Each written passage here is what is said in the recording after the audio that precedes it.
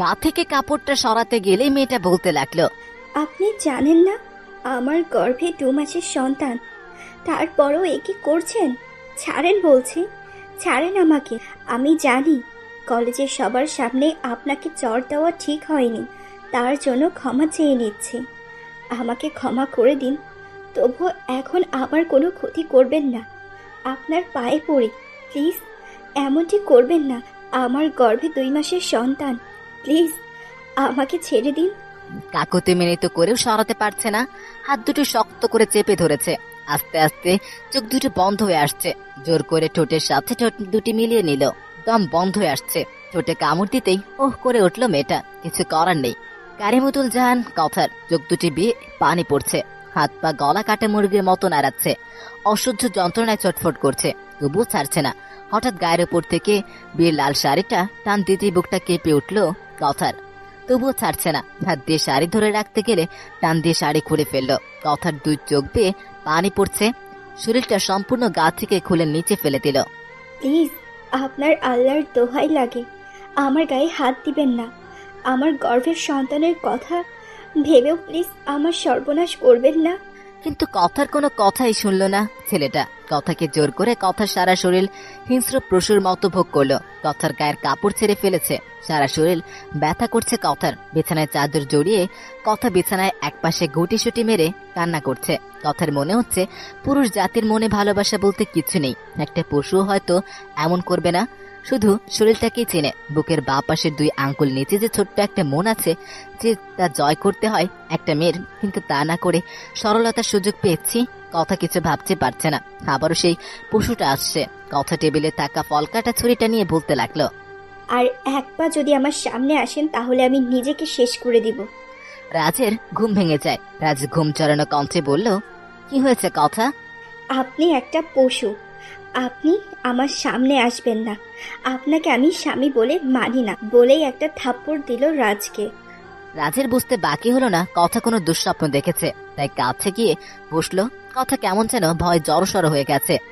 এই কথা, নাও পানি খাও। কথা পানি খাওয়ার পর চোখে মুখে পানিতে বুঝতে পারলো কথা দুঃস্বপ্ন দেখেছে। এখনো কথার গায়ে বিয়ের সেই শাড়ি, বাসের ঘরটা ফুলে ফুলে সাজানো, যেমনটা সাজানো ছিল 2 মাস আগে। আজ কথার জীবনে দ্বিতীয় বাসর রাত। কথা 2 মাস আগেই বিয়ে করেছে সবাইকে না জানিয়ে। কথা জানে কথার স্বামী সজীবকে রাজ খুন করেছে কথাকে পাওয়ার জন্য। এই জন্য কথা রাজকে স্বামী হিসেবে না মানলেও পরিস্থিতির শিকার হয়ে বিয়ে করে। এই জন্যই কথা রাজকে সহ্য করতে পারে না। রাজ কথাকে ভালোবাসতো সেই কলেজ জীবন থেকেই, কিন্তু কথা কখনই রাজকে ভালোবাসেনি। কথা রাজকে সিফ শুধু বন্ধু ভাবত। কথা ভালোবাসতো রাজীবকে। তারা দুজন দুজনকে ভালোবেসে সবাইকে না জানিয়ে বিয়ে করে। আর সজীবের সন্তানই কথার গর্ভে বড় হচ্ছে। সজীব রাজের হাতে খুন হলেও কোনো প্রত্যক্ষ দোষী সাক্ষী না থাকায় কথা কাউকে কিছু বলতেও পারে না। কথা শুধু জানে রাজ কথাকে পাওয়ার জন্য সজীবকে তার পথ থেকে সরিয়ে ফেলে। ওহ, আপনাদের তো আমার পরিচয় দেওয়া হয়নি। আমি জিসান আহমেদ রাজ। বাকিটা না হয় গল্প পড়তে পড়তে জেনে নিবেন। সজীব খুন হওয়ার পর কথা খুব কেঁদেছিল। কথা কখনই ভাবতে পারেনি রাজ তার স্বামী সজীবকে খুন করবে, কারণ সজীব আর রাজ বাল্যকাল থেকেই বন্ধু, মায়ের পেটের ভাই। কথা কাউকে কিছু বলতে চেয়েও বলতে পারেনি। শেষবারের মতো স্বামীর মুখটাও দেখতে পারেনি। দিন দিন তাদের ভালোবাসার ফসল বাচ্চাটা কথার গর্ভে বড় হচ্ছে। যতই দিন যাচ্ছে ততই কথা ভাবছে কি করবে, গর্ভের সন্তানটা নষ্ট করে ফেলবে। তা না হলে কি করে সমাজে মুখ দেখাবে? সমাজ থেকে তো বাবা মাকে বের করে দেবে। সজীবকে বিয়ে করার কথা কেউ জানে না। বাচ্চা হলে সবাই যারও সন্তান ডাকবে। না, এটা কি ভাবছে? কথার এখন সুসাইড করা ছাড়া আর কোনো উপায় নেই। সেই মনে মনে সিদ্ধান্ত নিল সে ব্রিজ থেকে লাফ দিয়ে আত্মহত্যা করবে। বেলকানিতে দাঁড়িয়ে দাঁড়িয়ে এসব ভাবছে। হঠাৎ কিরিং করে ফোনটা বাজছে। আননোন নাম্বার দেখে কাপা কাপা হাতে ফোনটা তুলতেই উপাস থেকে, হ্যালো কথা, আমি রাজ। তোমার সাথে আমার কিছু কথা ছিল। খুনি, তোর সাথে কোনো কথা নেই। নিজের ভালোবাসাকে পাওয়ার জন্য যে নিজের বন্ধুকে খুন করতে পারে, তার সাথে আবার আমি দেখা করব? কখনোই না। ওহ আচ্ছা, আপনি যে অন্তঃসত্ত্বা তা কি কেউ জানে? কি বলছো রাজ? তুমি কি করে জানো? আচ্ছা, তোমার বাবা মাকে কি বলতে হবে? আপনারা নানা নানি হতে যাচ্ছেন। আপনাদের বড় মেয়ে কথা মা হতে যাচ্ছে। রাজ, কোথায় দেখা করতে হবে বলো, আমি কাল তোমার সাথে দেখা করব। এই তো কত ভালো মেয়ে। সবাইকে না জানিয়ে বিয়েটা করার সময় এই বুদ্ধিটা থাকলে আজকে এত কিছু হতো না। আচ্ছা, কাল বিকেলে আলিশান হোটেলে আসবে। ওকে, তবে তুমি ছাড়া কেউ যেন না জানে সজীবের সাথে আমার বিয়ে হয়েছে, আর আমি অন্তঃসত্ত্বা। আচ্ছা, বিকেলে খাবার অর্ডার করে বসে আছে, হঠাৎ সেই চিরচেনা মাতাল করা চুলের গন্ধ বাতাসে ভেসে আসছে। উপরের দিকে তাকাতে দেখি কথা মনে হচ্ছে বাগানের একটা তাজা গোলাপ, বাতাসে এলোমেলো চুলগুলো উঠছে। কাজল কালো হরিণীর মতো চোখজোড়া করুণ দৃষ্টিতে চেয়ে আছে আমার দিকে। হঠাৎ কিসের জন্য ডেকেছে আমাকে? বসো বলছি। এবার বলো, কি চাও আমার কাছে? বেশি কিছু চাই না, তবে তোমাকে চাই। সেটা কোনোদিনই সম্ভব নয়। তুমি জানো আমি বিবাহিত, আর আমি অন্তঃসত্ত্বা। তোমার বন্ধু সজীবের সন্তান আমার গর্ভে। ওহ, কাকে বন্ধু বলছি? তুমি তো আমার স্বামীর খুনি। ওহ, আমার কোনো সমস্যা নেই, তোমার হাজার বিয়ে হলেও সমস্যা নেই। আচ্ছা শোনো, তোমার সামনে দুটো রাস্তা, এক তোমার আত্মহত্যা, অন্যদিকে আমাকে বিয়ে করা। যদি আত্মহত্যা করো তাহলে তোমার মাঝে জন্ম নেওয়া নিষ্পাপ সন্তানটা মারা যাবে। লোকে তোমার বাবার দিকে আঙুল তুলবে, বলবে নষ্টা মায়ের বাবা, পতিতা জন্ম দিয়েছিল তোমার বাবা। তুমি মরে গেলেও এই অপবাদ থেকে রেহাই পাবে না।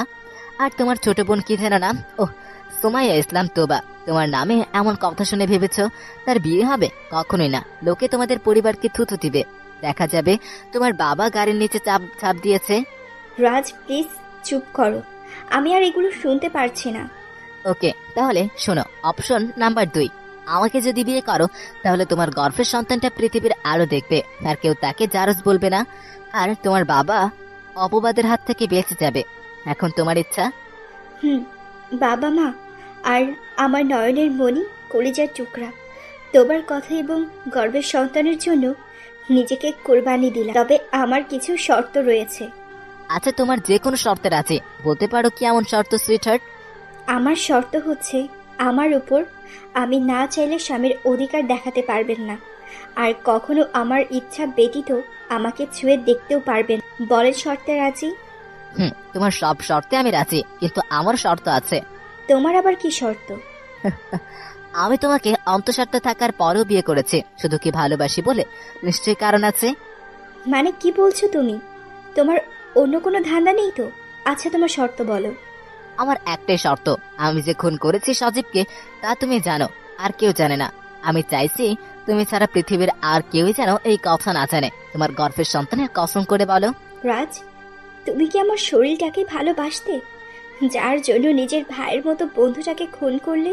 তোমার এতই আমার শরীরের প্রতি লোভ, তাহলে সজীবকে না খুন করে আমাকে জোর করে ধর্ষণ করলেই তো পারতে। কথাটা বলে কথা কেঁদে দিল। আমার শর্তে রাজি কিনা? তোমার শর্তে রাজি। কথা মনে মনে ভাবছে, রাজ যেমন করে তার স্বামীকে তার জীবন থেকে সরিয়ে ফেলেছে, তেমনি রাজকেও কথা খুন করে তার স্বামীর হত্যার প্রতিশোধ দিবে। তাই গর্ভের সন্তানের কসম করে বলল, সজীবকে খুন করার কথা কাউকে বলবে না, কথা নিজের হাতে তার স্বামী হত্যার প্রতিশোধ নেবে। ধন্যবাদ, তবে আমার একটি ছোট্ট শর্ত রয়েছে। হ্যাঁ বলো। তোমার ছোট্ট শর্ত হচ্ছে আমার সাথে শারীরিক সম্পর্ক করবে, আমার শরীরে কোথায় কোথায় তিল আছে কি রকম তা নিজ চোখে দেখবে। শরীরটাই তো চাও। আচ্ছা বলো, কখন, কোথায়, কিভাবে করবে? কি চাও তুমি? বিয়ে করতে চাইলা, তাও রাজি হয়ে গেলাম। আর কি চাও বলো? আপনি যতটা খারাপ ভাবছেন ততটা খারাপ আমি না। আপনাকে ভালোবাসি, আর ভালোবাসার জন্য একটা না হাজারটা খুন করতে পারি। ভালোবাসা নামক পবিত্র শব্দটি তোমার মুখে মানায় না রাজ। আচ্ছা বাদ দাও, তোমার শর্ত বলো। কি এমন শর্ত? তোমার সব শর্তেই এখন আমার রাজি হতে হবে, কেননা তা না হলে তুমি তো আমায় ব্ল্যাকমেল করবে। তাহলে শোনো, আমি জানি তুমি আমাকে মন থেকে স্বামী হিসেবে মানবে না বিয়ের পর, কিন্তু তবুও আমার কোনো আফসোস নেই। কিন্তু আমি চাই না আমাদের জন্য মা বাবা কষ্ট পাক। তুমি আমার মা বাবা সবার সামনে স্ত্রীর অভিনয় করবে, কেমন? তোমার শর্তে রাজি। আমি এখন আসি। আচ্ছা যাও, বাবাকে তোমাদের বাসায় পাঠাবে বিয়ের কথা বলে। কথা বাসায় আসতে দেখে সবাই ড্রয়িং রুমে বসে আছে, বাবাকে রাগি রাগি দেখাচ্ছে। কোথায় গিয়েছিলে? ভয়ে ভয়ে বলল, বান্ধবীর বাসায়। আচ্ছা বাদ দে, তোর বিছানার নিচে একটা ডাক্তারের প্রেসক্রিপশন পেলাম। তুই নাকি অন্তঃসত্ত্বা। কিভাবে পারলি আমাদের মুখে চুলকানি দিতে? আমাদেরকে তো বলতে পারতি তোর কাউকে পছন্দ হয়, কিংবা তোর ছোট বোনকে বলতে পারতি, বিয়ে দিয়ে দিতাম। তোবার মা নষ্ট মেয়েকে বলো আমার বড় মেয়ে কথা মারা গেছে, আর কোনো দুশ্চরিত্রতা মেয়ের জায়গা হবে না আমার বাসাতে। এটা বলে বের হয়ে গেল। কথা তার বাবার মুখে এসব শুনে বাকরুদ্ধ হয়ে গিয়েছে। কথা কেমনে বলবে? কথা নষ্টা না, তাদের গর্ভে বৈধ সন্তান, কিন্তু সজীব তো মারা গিয়েছে। কেমনে বিশ্বাস করাবে সজীবকে ভালোবেসে বিয়ে করে, আর সজীবের সন্তানই কথার পেটে। একবারও আমাদের কথা ভাবলি না? মা বিশ্বাস করো, তোমরা যা ভাবছো তা আমি নই। যা, আমার চোখের সামনে থেকে দূর হয়ে যা। কথা তার মায়ের কথা শুনে দৌড়ে গিয়ে দরজা বন্ধ করে বালিশে মুখ লুকিয়ে কাঁদতে লাগলো, আর মনে মনে বলতে লাগলো, আল্লাহ, কেমন অপরাধ করেছে আমি, যার কারণে আমাকে এমন শাস্তি দিচ্ছ। আমি আর বাঁচতে চাই না। আল্লাহ, সুসাইড করা পাপ, তবু এছাড়া আর কোনো উপায় নেই। এই কথা বলে ব্লেড নিয়ে হাতের শিরা কাটতে যাবে, তখনই ক্রিং ক্রিং করে মোবাইলটা বাজতে লাগলো। বিরক্ত নিয়ে ফোনটা তুলতেই, হাই সুইট হার্ট, কেমন আছো? কথা কোনো কথাই বলছে না, শুধু কাঁদছে। আজকে এই রাজের জন্যই কথার এই পরিস্থিতি। মনে হচ্ছে খুনিটাকে খুন করে কথা। আমার সুইট হার্ট কাঁদছে কেন? বাবা যেন জেনে গিয়েছে আমি অন্তঃসৎ, বাসা থেকে বের হয়ে যেতে বলেছে। কি করব বলো? বাবাকে কি বলবো? তুমি কোনো চিন্তা করো না, আমি বাবাকে সব বলবো। তুমি বিয়ের জন্য রেডি হও বলে ফোন কেটে দিল রাজ। রিও, মা কোথায় রে? রান্নাঘরে আছে। হঠাৎ মাকে কেন ভাইয়া? দরকার আছে, তুই যা এখন। মার কাছে গিয়ে সব খুলে বললাম। মা বলল, বাবা তুই কিচ্ছু ভাবিস না বলে আবারও রান্নাঘরে চলে গেল। রাতে খাবার পর বাবার রুমে ডেকে পাঠাই। খুব ভয় পাচ্ছি, কি যে বলবে ভাবতে পারছি না। ভয়ে ভয়ে বাবার সামনে যেতেই ঠাস ঠাস করে 2টা থাপ্পড় দিতেই কলেজেটা কেঁপে উঠলো। মনে হচ্ছে আজকেই আমার শেষ দিন। হঠাৎ তুই এমন একটা কাজ করবি কখনো ভাবতে পারি না। তোর পছন্দ আগেই বলতে পারতি, তাই বলে এই কাজ? ছি, তোকে নিজের ছেলে ভাবতে লজ্জা করছে। বাবা ক্ষমা করে দাও, ভুল করে ফেলেছি আমি। মেয়ের বাসার ঠিকানা দে হারামজাদা। ভুল যেহেতু করছিস, আমাদের রক্ত এখন এই মেয়ের পেটে। বাবা এত সহজে মেনে নিবে ভাবতে পারেনি। বাবা কথার বাবার সাথে কথা বললে কথার বাবা এসব শুনে আর না করতে পারেনি। ধুমধাম করে বিয়েটা হয়ে যায়। বাসরাতে শর্ত মতো একটা বালিশ আর একটা কম্বল নিয়ে সোফাতে শুয়ে পড়ি। মাঝরাতে কথার চিল্লানিতে ঘুম ভেঙে যায়। আর বাকিটা তো আপনারা শুনলেন। সরি, আমি স্বপ্নে ওইসব দেখে তোমাকে থাপ্পড় দিয়েছি, সেজন্য আমাকে ক্ষমা করে দিও। মনে ভাবছি চর মেরে আবার ঢং। কি কিছু বলছো না যে? আর বিড়বিড় করে কি বলছো? না ঠিক আছে, কোনো ব্যাপার না। ধন্যবাদ। যাও, 3টা বাজে, ঘুমিয়ে পড়ো। রাজ সোফায় চলে গেল। কথা শুয়ে শুয়ে ভাবতে লাগলো, যাকে স্বপ্নের ঘরে হলেও খুনিটাকে থাপ্পড় দিতে পেরেছি। এদিকে সোফায় শুয়ে শুয়ে ভাবছি বাসরাতে বউয়ের বুকে ঘুমাবো। পুরা কপাল আমার, সোফাতে ঘুমাতে হচ্ছে এখন। আরে ভালোবাসা বানালে খুনি আমায়। এসব ভাবতে ভাবতে কখন যে ঘুমিয়ে যাই। সকাল হতেই দরজায় কে যেন সামনে নক করছে। অনেক বিরক্তি নিয়ে দরজা খুলতে দেখি নুসরাত। এতদিন পর নুসরাতকে দেখতে পাবো কল্পনাতেও ভাবতে পারিনি। হঠাৎ নুসরাত আমাকে ধাক্কা দিয়ে সোফাতে ফেলে দিয়ে বলতে লাগলো, তুই আমাকে ঠকিয়ে বিয়ে করেছিস অন্য একটা মেয়েকে। তোর সাথে 8 বছরের সম্পর্কে কি মিথ্যে ছিল? তুই না আমাকে প্রমিস করেছিস, এই তোর promise. I hate you, I just hate you Raj. কি বলছিস নুসরাত? তোর এখন এসব বলার সময়? পিছন দিকে তাকাতে দেখি কথা রাগি লোক নিয়ে তাকিয়ে আছে। কেন, কখন বলবো আমাকে ঠকিয়েছিস তুই? তুই একটা প্রতারক, এইটা তোর কাছ থেকে কখনো আশা করিনি। বাহ, মেয়েটাও তো আমার চেয়ে সুন্দর। ইচ্ছে করছে তোকে খুন করে জেলে যায় এখন।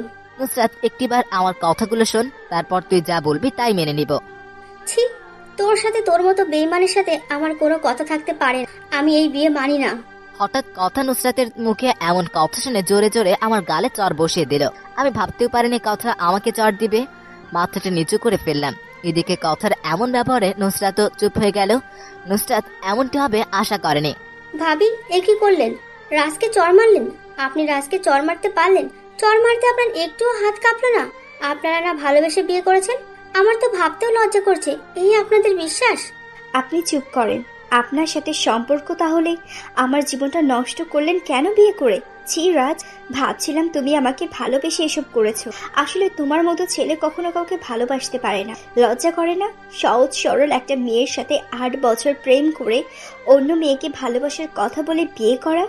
কথার মুখে এমন কথা শুনে নিজের অজান্তে চোখে পানি এসে গেছে। যাকে এত ভালোবাসলাম, অন্তঃসত্ত্বা থাকা সত্ত্বেও বিয়ে করলাম, কিন্তু কখনো সে আমার ভালোবাসাটাই বুঝলো না, শুধু ভুলটাই বুঝে গেল।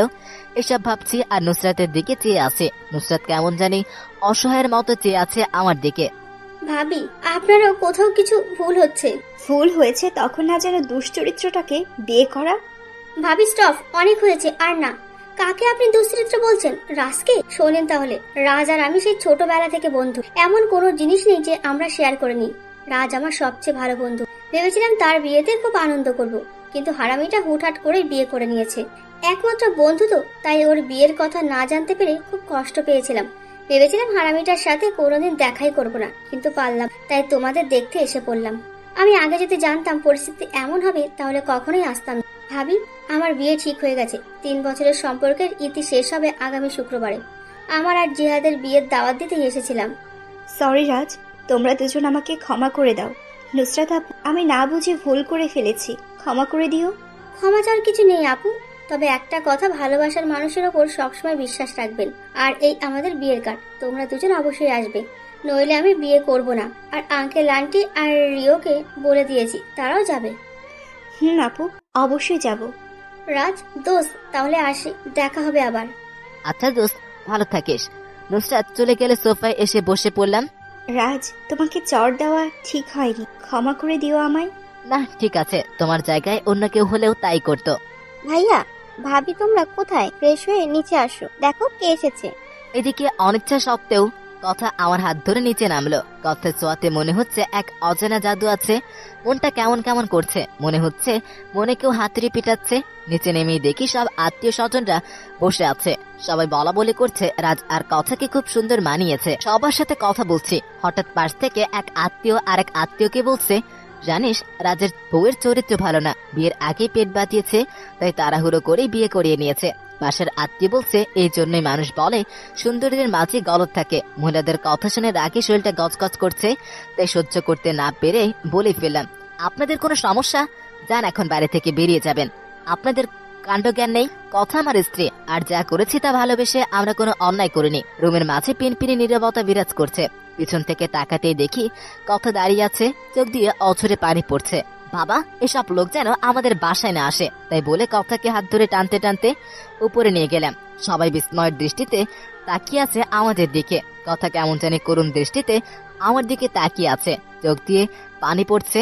রুমে যেতেই ঠাস ঠাস করে চর দিয়ে বলতে লাগলো, রাজ, তোর মতো খুনির জন্য সবাই আমার গর্ভের সন্তানকে নিয়ে আজে বাজে কথা বলছে। তুই যদি আমার স্বামীকে খুন না করতি, তাহলে কেউ আমার গর্ভের সন্তান নিয়ে কথা বলতে পারত না। কি দোষ করেছিলাম আমরা? আজ সবার সামনে মহিলাগুলো আমার চরিত্র নিয়ে কথা বলছে, মনে হচ্ছে তোকে খুন করে নিজে মরে যায়। কথাগুলো বলে বিছানায় শুয়ে বালিশে মুখ লুকিয়ে কাঁদতে লাগলো। এদিকে কথার মুখে এমন কথা শুনে চোখের পানি আর বাধাই মানছে না। যাকে নিজের জীবনের চেয়েও বেশি ভালোবাসি, সে কিনা আর কিছুই ভাবতে পারছি না। বিকেলে কথার মা বাবা আমাকে নিতে আসে, সাথে কথার ছোট বোন তুবাও আসে। রাতে খাওয়া দাওয়া শেষ করে আমি কথা আর তুবা বসে হাসছে। হঠাৎ তুবা বলে উঠলো, আপু, তোর জামাইয়ের চরিত্র ভালো না। তোমার এমন কথা শুনে মনে হচ্ছে আকাশ থেকে পড়লাম। মেয়ে এটা কি বলতেছে? এই যে শালিকা, তুমি জানো না শালি মানে অর্ধেক বউ? তবু আমি তোমার সাথে কিছুই করিনি। অর্ধেক বউ বললেই হলো? আপু, তোমার বরকে চুপ করতে বলবা, লুচু একটা। কথা তোবার মুখে এমন কথা শুনে কেমন জানি রাগী লোক নিয়ে তাকালো। মনে মনে বলছি, আল্লাহ, কি এমন মেয়েকে বিয়ে করলাম। মেয়েও যেমন, মেয়ের বোনটাও তেমন, ডেভিলের হাড্ডি। তোবা, কি করেছে তোর দোলা ভাই? আপু, তোর বরটা আমাকে না, আমার লজ্জা করছে, বলতে পারবো না। কি এমন কথা? বলা যাবে না, বল বলছি। আপু, তোর বরটা কেমন যেন, কেমন করে যেন তাকায়, আমার ভয় করে। জানিস না আপু, আমি ছোট মানুষ। আমার বোনটা ছোটই। জানিস আপু, তোর বরটা কেমন করে তাকায়, আর আমাকে চোখ ইশারা দিয়ে দেখাইছে। আমি তোমাকে যাই একটু ভালো ভাবতাম, কিন্তু তাও কিছু মনে করিনি। এখন আমার ছোট বোনটার দিকে নজর দিয়েছো, লুচোর হাড্ডি। বলে রাগে গজগজ করে চলে গেল বেডরুমে। আল্লাহ, এত বড় অপরাধ শোনার আগে উঠায় নিল না কেন আমায়? দোলা ভাই, কেমন দিলাম? এইটা আমার পক্ষ থেকে আপনার জন্য ছোট্ট গিফট। আমার সাথে কথা বলেন না, আমি কি দেখতে খারাপ? রাতে বুঝবেন, কত ধানে কত চাল। এই বলে তবা চলে গেল। রাজ, তোমার পায়ে পড়ি, আমার জীবনটা নষ্ট করে দিয়েছো কিছু বলিনি, কিন্তু আমার ছোট বোনটার কোনো ক্ষতি করো না। কথার দিকে না তাকিয়ে বিছানা থেকে বালিশটা নিয়ে সোফায় শুয়ে শুয়ে ভাবছি, আল্লাহ, এখন খেলায় ফেললে আমাকে। দুপুরে ফ্রেশ হতে যাওয়ার জন্য বাথরুমে দরজা ধাক্কা দিতেই যা দেখলাম তাতে আর চেয়েও থাকতে পারলাম না। চোখটা বন্ধ করার আগে কথা চিল্লানিতে হাত দিয়ে কান দুটি বন্ধ করে ফেললাম। লুইচা, তুই আমার সব দেখে নিয়েছিস, তুই এত খারাপ। জানিস আমি শাওয়ার নিচ্ছি। আমি কিছু দেখিনি, তুমি ভুল ভাবছো। ও তাই বুঝি, তখন কিছু দেখোনি? আচ্ছা এখন দেখো। এই কথা বলে টাওয়ালটা খুলে দিতেই আমি পিছন দিকে ঘুরে গেলাম। লুচ্চামি করস তখন মনে থাকে না, এখন অন্যদিকে তাকিয়ে আছিস কেন? সব দেখ, খুলে দিয়েছি, দেখ। তাও তোর লুচ্চামি বন্ধ কর। মিস কথা, আপনি আমার স্ত্রী। আমি ইচ্ছা করলেই আপনার প্রতিটা অঙ্গ প্রত্যঙ্গ দেখতে পারি, কিন্তু না, আপনি মন থেকে যে পর্যন্ত না চাইবেন ততদিন আপনার ওইসব দেখাতে দূরের কথা, ইচ্ছাকৃতভাবে আপনাকে ছুঁয়েও দেখবো না। চোরের মুখে রাম নাম। রাজের কথা শুনে কথার হুঁশ ফিরে তাকিয়ে দেখে টাওয়াল নিচে পড়ে আছে। তাড়াহুড়ো করে টাওয়ালটা পরে বাথরুমে বসে পড়ে। মনে মনে ভাবতে লাগলো, আসলে কি খনিটা কি আমার সব দেখে নিয়েছে? ওইদিকে কথা ওয়াশরুম থেকে বের হয়ে আর আমার দিকে তাকায়নি। ভেজা চুলে খুব সুন্দর দেখাচ্ছে কথাকে। মনে হচ্ছে কথার খোপায় একটা বকুল ফুল গজে দেই। হঠাৎ দোলা ভাই রেডি হন। আপু রেডি হও, বাসা যাব। মা রেডি হতে বললো তোমাদের। এদিকে শ্বশুর বাড়িতে দিনগুলো ভালোই কাটছিল। এইভাবে কয়েকদিন চলে যায়। কথা রান্না করছে। কথার মা বাবা তার নানা বাড়িতে গিয়েছে। হঠাৎ কথা তার বেডরুম থেকে কারো চিল্লাচিল্লির আওয়াজ শুনতে পায়। দৌড়ে রুমের কাছে গিয়েই দেখে রুমের দরজা বন্ধ। ভিতর থেকে তোবা বলতেছে, ছেড়ে দিন আমাকে প্লিজ, কাছে আসবেন না প্লিজ, আর এক পা আমার সামনে আসবেন। কি করছেন আপনি? আপু কোথায় তুমি? বাঁচাও এই লুচ্চাটা আমাকে। এদিকে কথার বুঝতে বাকি রইল রাজ তার ছোট বোন তোবাকে ছি ভাবতে পারছে না। আর কিছু কথা জোরে জোরে দরজা ধাক্কা দিচ্ছে আর বলছে, রাজ প্লিজ আমার বোনটাকে ছেড়ে দাও। ভিতর থেকে তোবার আর্তনাদ, আপু বাঁচাও আমাকে, এই লুচ্চাটা আমার সর্বনাশ করে ফেললো। প্লিজ আমাকে ছেড়ে দাও, আমার ক্ষতি করো না। তোবা চুপ করবে? কি বলছো কেউ শুনলে কি ভাববে? প্লিজ এসব করে না, তোমার আপু কি ভাববে? এদিকে তোবা তার জামা ছিঁড়ে ফেলতেছে। বুকের ওড়নাটা মাটিতে ফেলে দিয়ে জড়িয়ে ধরলো। কি করছো এসব? তোবা আমার কানের কাছে মুখ নিয়ে বলল, আমি যা করছি ঠিক করছি। তোমাকে আমি ভালোবাসি, তুমি সেটা জানতে। কিন্তু বিয়ে করলে আমার বড় বোনকে। আমার মাঝে কি নেই যে যা আপুর মাঝে আছে? শোনো রাজ, আমাকে কাঁদিয়ে তুমি সুখের সংসার করবে, তা কি করে হয়? ঠাস করে একটা চর দিয়ে বলতে লাগলাম, তোমার লজ্জা করে না? বোনের সংসারে অশান্তি সৃষ্টি করছে। আর হ্যাঁ, তুমি জানো না ভালোবাসা কখনো একতরফা হয় না, দুজনকে ভালোবাসতে হয়। আমি কিছু জানি না। আমি তোমাকে ভালোবাসি। যাকে আমি পাবো না তাকে অন্য কেউ পাবে না। ছি, লজ্জা করে না তোমার বোনের স্বামীর সাথে এমন করতে? ভালোবাসায় লজ্জা থাকতে নেই। তোমাকে যেদিন প্রথম সজীব ভাইয়ার সাথে দেখি সেই দিনই ভালোবেসে ফেলি।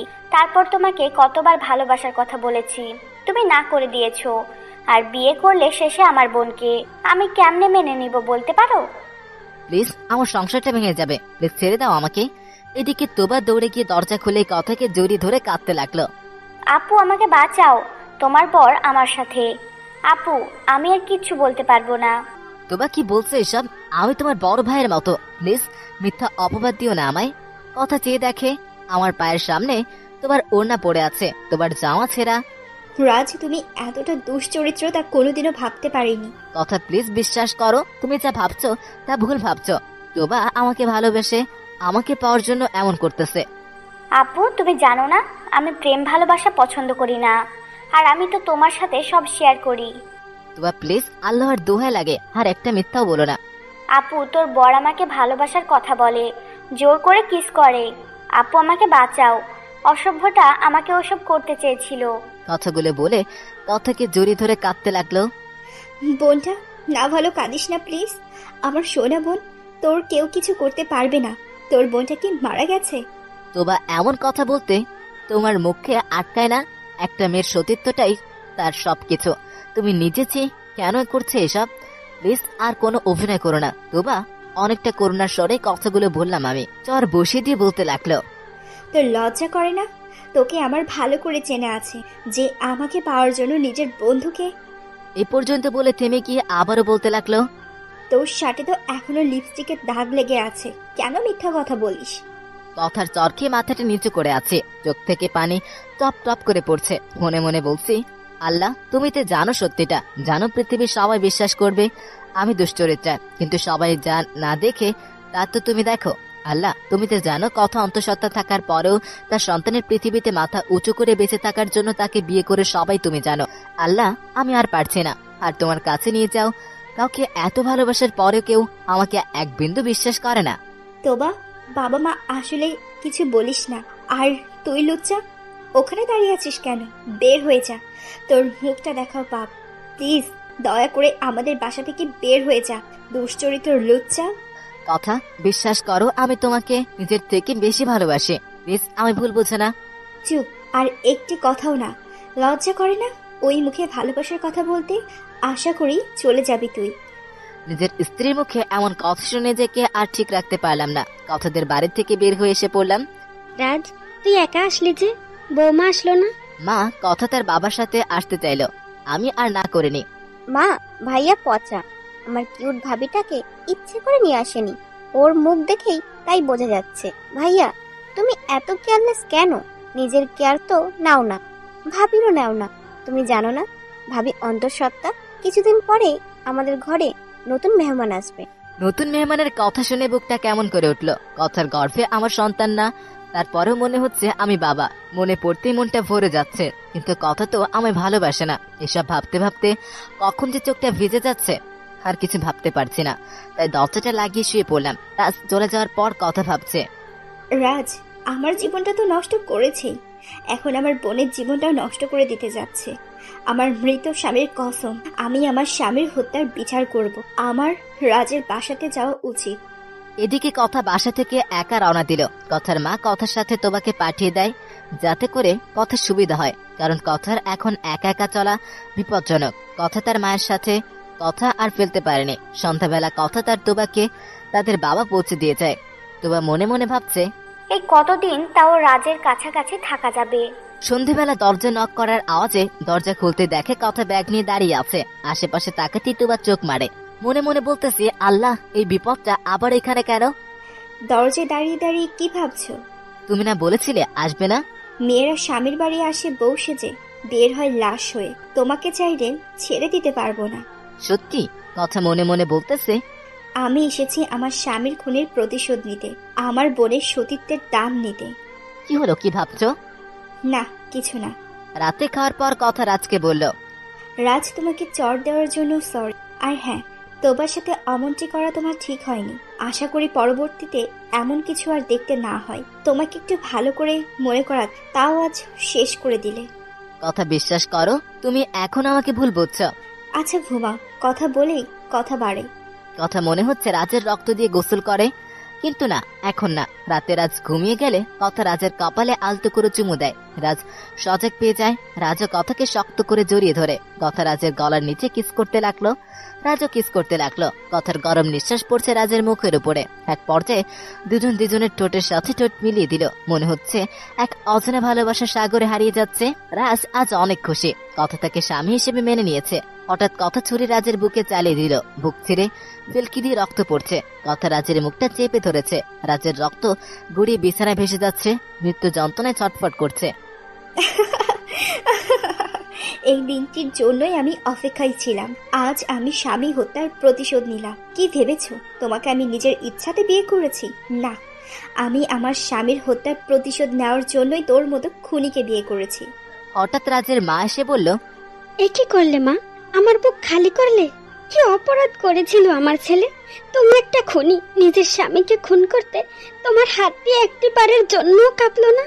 টেবিলের উপরে থাকা পাড়ের গ্লাসটা পড়তেই কথার ঘুম ভেঙে যায়। ঘুম ভাঙতে বুঝতে বাকি হয় না কত দুঃস্বপ্ন দেখেছে। গ্লাসটা বিড়ালে ফেলে দিয়ে দৌড় দিয়েছে। গ্লাসটা টুকরো টুকরো হয়ে গেছে, ঠিক যেমনটা কথার হৃদয়টা আজ টুকরা টুকরা করে দিয়েছে তার ভালোবাসার মানুষটিকে, তার স্বামীকে নির্মমভাবে খুন করে। কথা চেয়ে দেখে রাজ সোফায় ঘুমোচ্ছে। পূর্ণিমা চাঁদের আবছা আলো রাজের মুখে এসে পড়েছে। ঘুমালে যে একটা খুনিকেও এতটা মায়াবী নিষ্পাপ লাগে, তা হয়তো রাজকে না দেখলে বিশ্বাসই হতো না।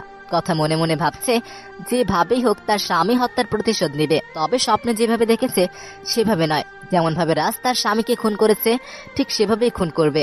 এসব ভাবতে ভাবতে কথা ঘুমিয়ে যায়। সকাল হতে ভাবি, ওই ভাবি, কি করো? কেন? দেখতেই তো পারছো। ভাবি, মা বলেছে তোমাকে রান্না না করতে। কেন?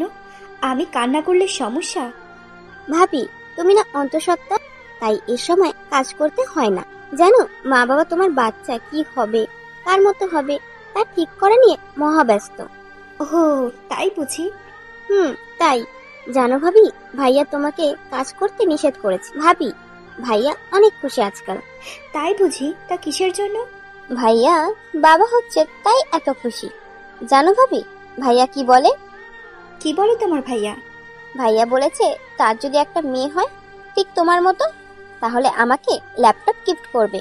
আমি তো দিন গুনছি, কবে তোমার একটা মেয়ে হবে, কবে আমি ল্যাপটপ পাবো। ভাবি 5 মাসে বাচ্চা হয় না? যা পাগলি, মেয়ে 5 মাসে কি বেবি হয়? তবে ভাবি তুমি অনেক লাকি, ভাইয়া তোমাকে নিজের চেয়েও বেশি ভালোবাসে। তোমার জন্য কত চিঠি লিখেছে, যদিও তা আমি লুকিয়ে লুকিয়ে পড়েছি। হঠাৎ রিওকে তার মা ডাক দিলে রিও চলে যায়। কথা মনে মনে ভাবছে, আছে কেমন ভালোবাসা, যা বন্ধুকে খুন করে তার বউকে বিয়ে করা। এসব ভাবতে ভাবতে কথা রান্না করেই ঘরে বসে পড়ে। চোখের সামনে সজীবের সেই রক্তাক্ত মাখা নিথর চেহারাটা ভেসে উঠেছে। কথা এখনো সজীবের সেই স্পর্শগুলো ফিল করতে পারে। এদিকে অফিস থেকে ফেরার পথে বকুল ফুলের মালা দেখে ভালো লেগে যায়। ফুলগুলো কথার খোপাতে খুব সুন্দর মানাবে। রাতে ফুলগুলো নিয়ে বাসায় আসলাম, সাথে জামদানি শাড়ি। কথা, কোথায় রে রিও? ভাইয়া ভাবি তো রুমে। এই নে তোর চকলেট। রিওকে চকলেটগুলো দিয়ে রুমে এসে দেখি রুমের লাইট অফ করা। সন্ধ্যায় রাতে লাইট অফ, ব্যাপার তো কিছু বুঝতেছে না। কথা, কোথায় তুমি? সন্ধ্যায় রাতের রুমের লাইট অফ কেন? কথাটা সম্পূর্ণ শেষ করার আগেই কে যেন জড়িয়ে ধরে আমার ঠোঁট। তাকে তার দখলে নিয়ে নিয়েছে। জোরে ধাক্কা দিয়ে বিছানায় ফেলে দিয়ে রুমের লাইটটা অন করতেই মাথায় আকাশ ভেঙে পড়ল। তুমি আর কি চাও আমার কাছে? বেশি কিছু না, সামান্য ভালোবাসা। দিবে কি আমায়? তবু ভুলে যেও না, আমি তোমার আপন বোনের স্বামী। তাই যা ভাবছো তা বলা তো দূরের কথা, মুখে আনাও পাপ। আমার কোনো বোন নেই, আমি তোমায় ভালোবাসি। আমি একটি রাতেও ঘুমাতে পারিনি, প্রতিটা স্বপ্নে তুমি আমার। তোমাকে ছাড়া আমি বাঁচবো না। কি বলতেছো? পাগল হয়ে গেলে? সামান্য ভালোবাসার জন্য নিজের আপন বোনকে অস্বীকার করছো? আমি কিছু জানি না, শুধু জানি আমি তোমাকে ভালোবাসি। তোমাকে পাওয়ার জন্য আমি আমার বোনকে খুনও করতে পারি। কি বললে তুমি? তুমি কি ভাবছো তোমার বোনকে খুন করলে আমাকে পাবে? আরে যে মায়ের পেটের বোনকে ভালোবাসতে পারে না, সে কেমন করে আমাকে ভালোবাসবে? লজ্জা করে না ভালোবাসার কথা বলতে? কেমনি বলো এসব? তোমার বোনের গর্ভে আরেকটি জীবন তেলে তেলে বড় হচ্ছে। কাঁদতে কাঁদতে কথাগুলো বলল। কি করব তোমায় যে বড্ড বেশি ভালোবাসি। আরো থাপ্পড় দাও? না করব না, তবু দূরে সরিয়ে দিও না। তোবা, সবার ভালোবাসা পূর্ণতা পায় না জানো। আকাশ মাটিকে ভালোবাসে, তবুও কোনোদিন তারা এক হতে পারে না। যদি আমার সত্যিকারের অর্থে ভালোবাসো, তাহলে অন্য কোনো ভালো ছেলে দেখে বিয়ে করে নাও। রাজ, তুমি হয়তো মন একবার কাউকে ভালোবাসলে অন্য কাউকে পরের বার ভালোবাসার ইচ্ছাটাই মরে যায়। আচ্ছা, আমি প্রতিজ্ঞা করলাম তোমাকে আপন করেই নিব। কথাটা বলে তবা চলে গেল। এদিকে সোফাতে বসে আছি। কথা রুমে আসতেই ফ্লোরে পড়ে থাকা গ্লিসারিনের উপর পা পড়তে স্লিপ কেটে পড়ে যাওয়ার আগেই কথাকে ধরে ফেলে। নিজের অনিচ্ছা সত্ত্বেও হাত গিয়ে কথার নাভি স্পর্শ করে ফেলে। কথা যেমন জানি কেঁপে ওঠে। মনে হচ্ছে এইভাবে যদি সারা জীবন ধরে রাখতে পারতাম। তোর কিভাবে সাহস হয় আমার ওই জায়গায় ধরতে? তুমি ভুল বুঝছো, আমি ইচ্ছা করে করিনি। যে নিজের বন্ধুকে খুন করে বন্ধুর অন্তঃসত্ত্বা মেয়েকে বিয়ে করে, আমি কিভাবে তার কথা বিশ্বাস করব? আর তুই কি মনে করিস তুই বকুল ফুল এনে দিবি তোর প্রেমে পড়ে যাব? ভালোবাসতে বকুল ফুলের প্রয়োজন হয় না, হয় সুন্দর একটি মনের, যা তোর নেই। তোর ফুল কখনো খোপাতে মানায় না। এই বলে ফুলগুলো পায়ের নিচে ফেলে পিষে ফেললো। কথার মুখে এমন কথাগুলো নিজের অজান্তেই চোখের জল এসে গেল। চোখের পানি শার্টের হাতা দিয়ে মুছে বলতে লাগলাম, জানো কথা, তোমাকে ওভাবে ধরার কোনো ইচ্ছে ছিল না। কি করব, তোমার মাঝে যে আমার সন্তানটা তিলে তিলে বড় হচ্ছে। যদি পড়ে গিয়ে তার কোনো ক্ষতি হতো, তাহলে মনকে কি বলে সান্ত্বনা দিতাম? ক্ষমা করে দিও। আমি জানি তোমার ওই জায়গায় স্পর্শ করা ঠিক হয়নি। মায়ের চেয়ে মাসির দরদ বেশি। আরে এত দরদ থাকলে আমার সন্তানের বাবাকে খুন করতে তোর হাত কাঁপতো। আমার গর্ভে যে সন্তান আছে তার বাবাও আমি আর মাও আমি। ভুল করেই সন্তানের বাবা বলবি না। আমি চাই না আমার সন্তান তার বাবার খুনিকে বাবা ভাবুক। একটা বালিশ নিয়ে চলে গেলাম সোফাতে। রাতে শুয়ে শুয়ে ভাবতে লাগলাম কলেজের সেই দিনগুলো। আজ সজীবকে অনেক মিস করছি, কিন্তু কথা না থাকলে আজ হয়তো সজীব বেঁচে থাকতো। এসব ভাবতে ভাবতে কখন যে ঘুমিয়ে যাই মনে নেই। পরের দিন অফিসে বসে কাজ করছি, হঠাৎ তোবার ফোন। হ্যালো দুলা ভাই, আপনি বাসায় আসবেন, দরকার ছিল। এদিকে তোবার মুখে দুলাভাই ডাকতে শুনে নিজের অজান্তেই ভালো লাগা কাজ করছে। কেন শালিকা, কি এমন দরকার? ও দুলা ভাই, আপু আসতে বললো, এখনই আসো। সত্যি কি আসতে বলতেছে? দুলা ভাই তোবা মিথ্যা বলে না। ওকে, আমি আসতেছি বলে অফিস থেকে ছুটি নিয়ে বাসায় দেখি কথায় আমার দেওয়া শাড়িটা পরে আছে। আমার দেওয়া শাড়িটা পরাতে আজ অনেক খুশি লাগছে। হঠাৎ কথা এক গ্লাস শরবত বাড়িয়ে দিল। আমি খেয়ে নিলাম। হাজার হলেও কথা দিয়েছে। মাথাটা কেমন জানি ঘুরতেছে, চোখে রাজ্যের ঘুম চলে আসছে, চোখ তুলে তাকাতেও পারছি না। কথা তুমি আমাকে কি খাওয়ালে? আপু আঙ্কেল আন্টির সাথে মার্কেটে গিয়েছে। কথাটা বলে ঘুমটাটা খুলতে দেখি তোবা। তোবা কি খাওয়ালে আমায়? সুইটহার্ট, কিছুই করিনি। শরবতে স্লিপিং পিল মেশানো ছিল। চিন্তা করো না, 3 ঘন্টা পরই সব ঠিক হয়ে যাবে। কথাটা বলে ধাক্কা দিয়ে বিছানায় ফেলে দিল। তারপর আর কিছুই মনে নেই। ঘুম ভাঙতে দেখি সন্ধ্যা 6টা। সবকিছু মনে হচ্ছে স্বপ্ন। তোবাকেও দেখছি না। তারপর ফ্রেশ হয়ে রাতে খেয়ে আগের মতোই সোফাতে শুয়ে পড়লাম। এদিকে 2 দিন পর দেখি কথা আর তোবা বসে আছে। কি শালিকা, 2 দিন তো তোমাকে দেখাই যায় না। ও, 2 দিন মিস করছো তাই তো? ছি, তুই এতটা খারাপ কল্পনা অতীত। কেন আমাকে বিয়ে করেছিস? কি বলতেছো কিছুই তো বুঝতেছি না। আমার জীবনটা নষ্ট করেও তোর স্বাদ মিটে নাই, এখন আমার বোনের জীবনটাকে নষ্ট করার জন্য উঠে পড়ে লেগেছিস। প্লিজ, আমি কি করছি বলবে তো? দেখো তাহলে, এই জন্যই তো বলি, জামদানি শাড়ি কিসের জন্য এনেছো? এই বলে কয়েকটা ফটো এঁকে দিল। পিকটাতে দেখা যাচ্ছে তোমার কাপড় সম্পূর্ণ খোলা। আমি তোমার বুকের উপরে শুয়ে আছি। তোমার কাছে ফটোটা দেখে বুঝতে বাকি হলো না তোমার শরবত খাইয়ে এসব করেছে। কথা প্লিজ বিশ্বাস করো, আমি এসবের কিছুই করিনি। তোবা আমাকে শরবত খাইয়ে এসব করেছে। ছি, তোর লজ্জা করে না মিথ্যা বলতে? তুমি জানতে আমি মার্কেটে যাব, এই সুযোগে আমার বোনটাকে ভাবতে পারছি না কিছু। মনে হচ্ছে সুইসাইড করি, তোর কাছ থেকে মুক্তি পাই। আমার জীবনটাকে তো নষ্ট করেছিস, এখন আমার বোনের সর্বনাশ করার জন্য পিছে লেগে আছিস। খুব ইচ্ছা ছিল গর্ভের সন্তানটাকে পৃথিবীর আলো দেখাবো, কিন্তু না, তোকে মুক্তি দিয়ে যাচ্ছি। কথাটা বলে ফল কাটা ছুরি পেটের মাঝে চোখ বন্ধ করে চালিয়ে দিল। ফিরকি দিয়ে রক্ত বের হচ্ছে। কথা চোখ বন্ধ করে ফেললো, কিন্তু না, কথা কিছুই ফিল করছে না। চোখ খুলতে দেখে রাত ছুরিটা ধরে রেখেছে, ফিরকি দিয়ে রক্ত পড়ছে। আমাকে তুমি কি মরতেও দিবা না? আমার মরার পর যা ইচ্ছা করো। কথা বিশ্বাস করো, তোমার যা বলছে সব মিথ্যা কথা। প্লিজ একটাবার বিশ্বাস করো। আপু, তুমি আঙ্কেল আন্টি মার্কেটে চলে গেলে রাজ ভাইয়া বাসায় আসে।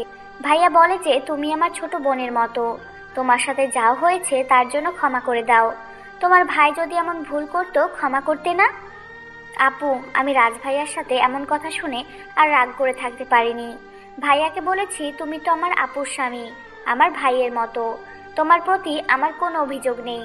তবে ভাইয়া আমার একটা কথা রাখবে? কি এমন কথা বলবে? আগে বলো, আমার কথা রাখবে? আচ্ছা, কি কথা বলবে আমি রাখবো, বলো তুমি। ভাইয়া, আমার বোনটাকে কখনো কষ্ট দিও না।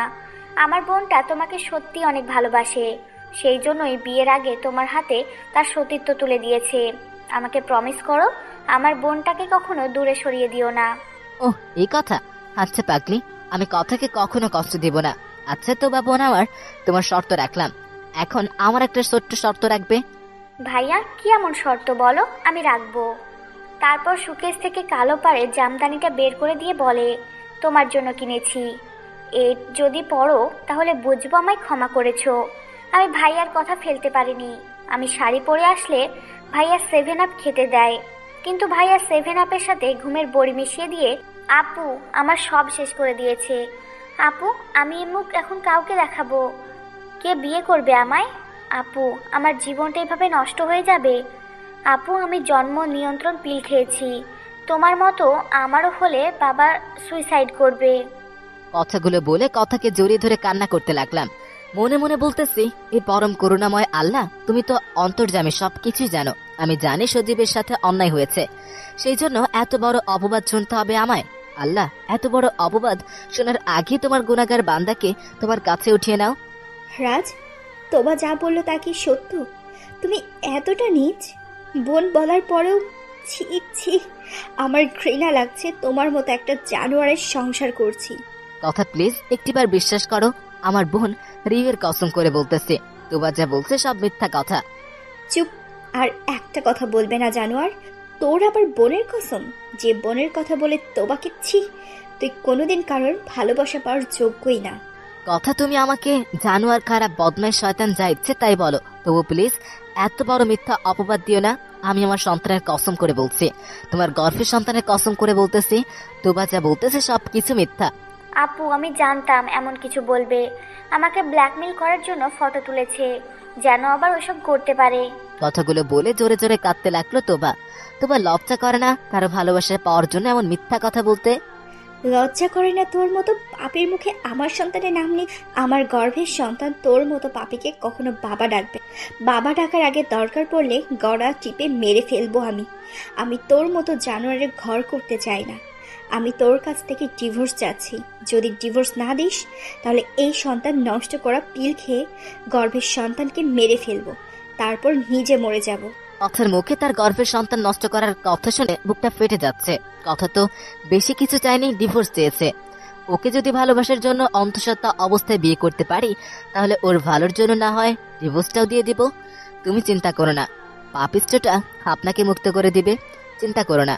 বাবা মা ভাগ্যিস রিওকে নিয়ে নানু বাড়ি গেছে, তা না হলে আজ বাবা হয়তো স্টক করতো। এত কিছুর পরেও আল্লাহ তুমি যা করো মঙ্গলের জন্যই করো। আমার ডিভোর্সটা যত তাড়াতাড়ি পারো দিয়ে আমায় মুক্তি করো। আমি এই নরকে তোমার সাথে থাকতে পারবো না। এই কথাগুলো বলে তোবাকে নিয়ে চলে গেল। এখন রক্ত বের হচ্ছে কাটা স্থান থেকে। হয়তো এই ক্ষত একসময় রক্ত পড়ে ভালো হয়ে যাবে, কিন্তু হৃদয় থেকে যে রক্তক্ষরণ হচ্ছে তা কিভাবে ভালো হবে? আমি তোমাকে না চ্যালেঞ্জ করেছিলাম? তোমাকে আমি না পেলে কেউ পাবে না। এখনো সময় আছে, আমাকে ভালোবাসো। আর শোনো, আপুর সাথে ডিভোর্স হলে আমাদের দুইজনের আর কোনো সমস্যা থাকবে না। তখন তো কোনো অজুহাত দিতে পারবে না। তুই লজ্জা করে না নিজের বোনের সংসার ভাঙতে? অন্তঃসত্ত্বা একটা মেয়ের সংসারে আগুন লাগাতে একটা বারো তার অন্তর কেঁপে ওঠে না তোর বোনের গর্ভের নিষ্পাপ সন্তানের কথা মনে করে? না, আমি তোমাকে ভালোবাসি। যে কোনো মূল্যে আমি তোমাকে চাই আর চাই। পারলে আরো 2টো থাপ্পড় দাও। জানো, তোমার হাতে স্পর্শটা আমার পরম পাওয়া। আর হ্যাঁ, সবগুলো পিক আছে আমার কাছে। এখন যত তাড়াতাড়ি পারো আপুকে ডিভোর্স দাও। কথাটা বলে চলে গেল তোবা। রুমের লাইট অফ করে শুয়ে আছে, চোখ দিয়ে অনবরত পানি আসছে। আর মনে মনে ভাবছি, যাকে এতটা ভালোবাসতাম, যে অন্তঃসত্ত্বা হওয়ার পরেও তাকে বিয়ে করলাম, যাকে এক নজর দেখার জন্য প্রতিদিন ভার্সিটিতে যেতাম। আমি সজীব, নাজমুল, রমজান ভার্সিটির সজীব ঘাসের উপরে বসে আড্ডা দিচ্ছিলাম। রমজান ভার্সিটির মেয়েদের সাথে র্যাগিং করছে। হঠাৎ একটা পরের আগমন, কালো পাড়ের নীল শাড়ি পরে শিশির ভেজা ঘাসগুলোর উপর দিয়ে হেঁটে আসছে। ভার্সিটির সবাই মুখ ধুয়ে তাকিয়ে আছে। হঠাৎ রমজান মেয়েটাকে ডাক দিল। এই যে মিস, বুড়ো ভাইদের দেখলে যে সালাম দিতে হয় তা কি জানো না? ও সরি আঙ্কেল, আসসালামু আলাইকুম। আমাকে আঙ্কেল মনে হয় কি? আপনার মাথায় একটু চুল নেই? বলতে গেলে মিনি টুর্নামেন্ট। ভাবছিলাম আপনাকে চেটু ডাকবো, কিন্তু বিবেককে কেন জানি বাঁধলো, তাই আঙ্কেল।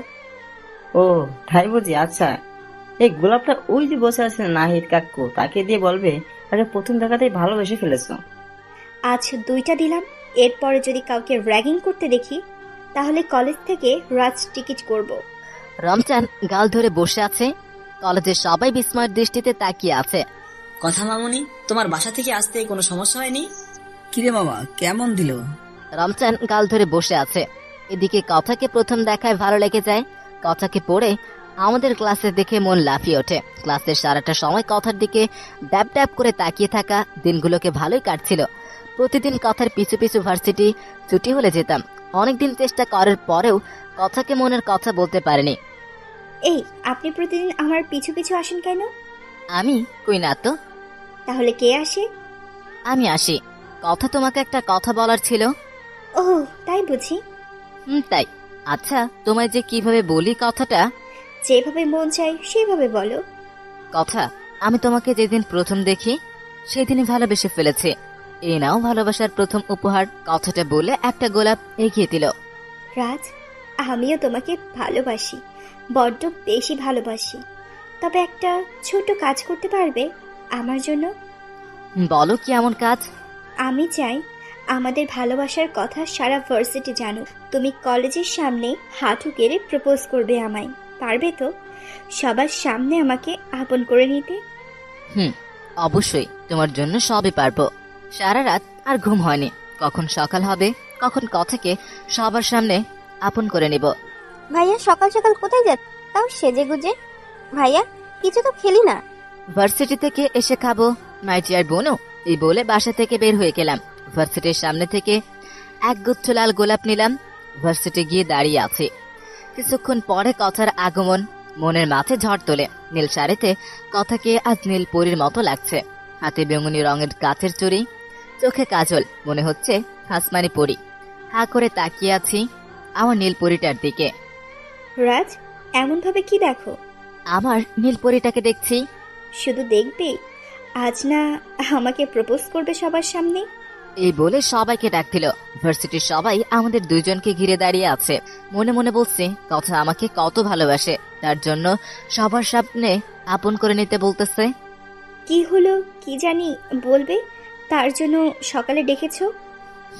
আপনারা সবাই শোনেন, যেদিন প্রথম কথাকে দেখি সেদিন এই কথাকে ভালোবেসে ফেলি, যাকে বলে লাভ অ্যাট ফার্স্ট সাইট। তারপর যতবারই দেখেছি ততবারই তার কাজল কালো চোখের মায়া চালে নিজেকে জড়িয়ে ফেলেছি। আমার শয়নের স্বপনে শুধু তুমি। কথা, আমি তোমাকে ভালোবাসি। তুমি হবে কি আমার জ্যোৎস্না দেখার সাক্ষী? তোর সাহস হলো কিভাবে আমাকে ভালোবাসি বলার? আয়নাতে নিজের চেহারা দেখেছি, তুই কিভাবে ভাবলি তোর মতো ক্যাবলা কান্তকে এই হাসি পাইল?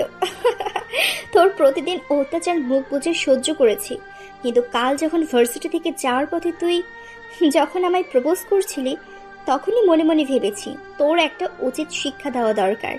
তাই তোকে বলেছি কলেজের সবার সামনে প্রপোজ করতে। বাকিটা তো সবাই দেখলো। আশা করি ভবিষ্যতে আমাকে ভালোবাসা তো দূরের কথা, আমার নামটা মুখে আনবি না। এই বলে হাত থেকে ফুলগুলো নিয়ে পায়ের নিচে ফেলে পিষে ফেলল। কলেজের সবাই হাসতেছে, কেমন করে যেন তাকাচ্ছে আমার দিকে। নিজের অজান্তেই চোখ দিয়ে পানি পড়ছে। যাকে পাগলের মতো ভালোবাসলাম সেই এমন করলো।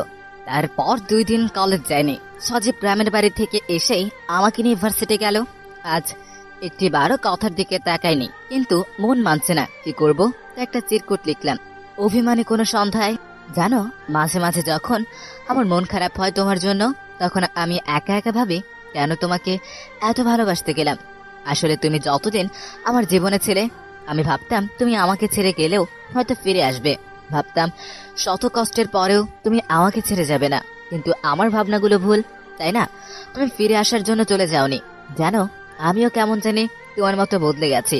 তাই তো তোমাকে কাছে পাওয়ার ইচ্ছেটা আমার আর করে না। সব স্মৃতিগুলো শুধু ভুলতে চাচ্ছি। শুধু কষ্ট হয় এই ভেবে আমার স্বপ্নগুলোকে কেন তোমার স্বপ্নগুলোর সাথে মেলাতে গেলাম। আবার মাঝে মাঝে ভাবি, আর তুমি বা কেন তোমার সুখগুলোকে বিসর্জন দিবে আমার জন্য? আজ অনেকদিন পর কেন জানি মনে হচ্ছে আমি বলে কিছু ছিলাম তোমার জীবনে, হয়তো ছিলাম না। তাই তো স্বপ্ন আর ভালোবাসার ফল ভোগ করছি। শুধু বলবো, আমাকে ভুল যদি তুমি সুখে থাকো, তবে ধরে নিব এটাই আমার প্রাপ্তি।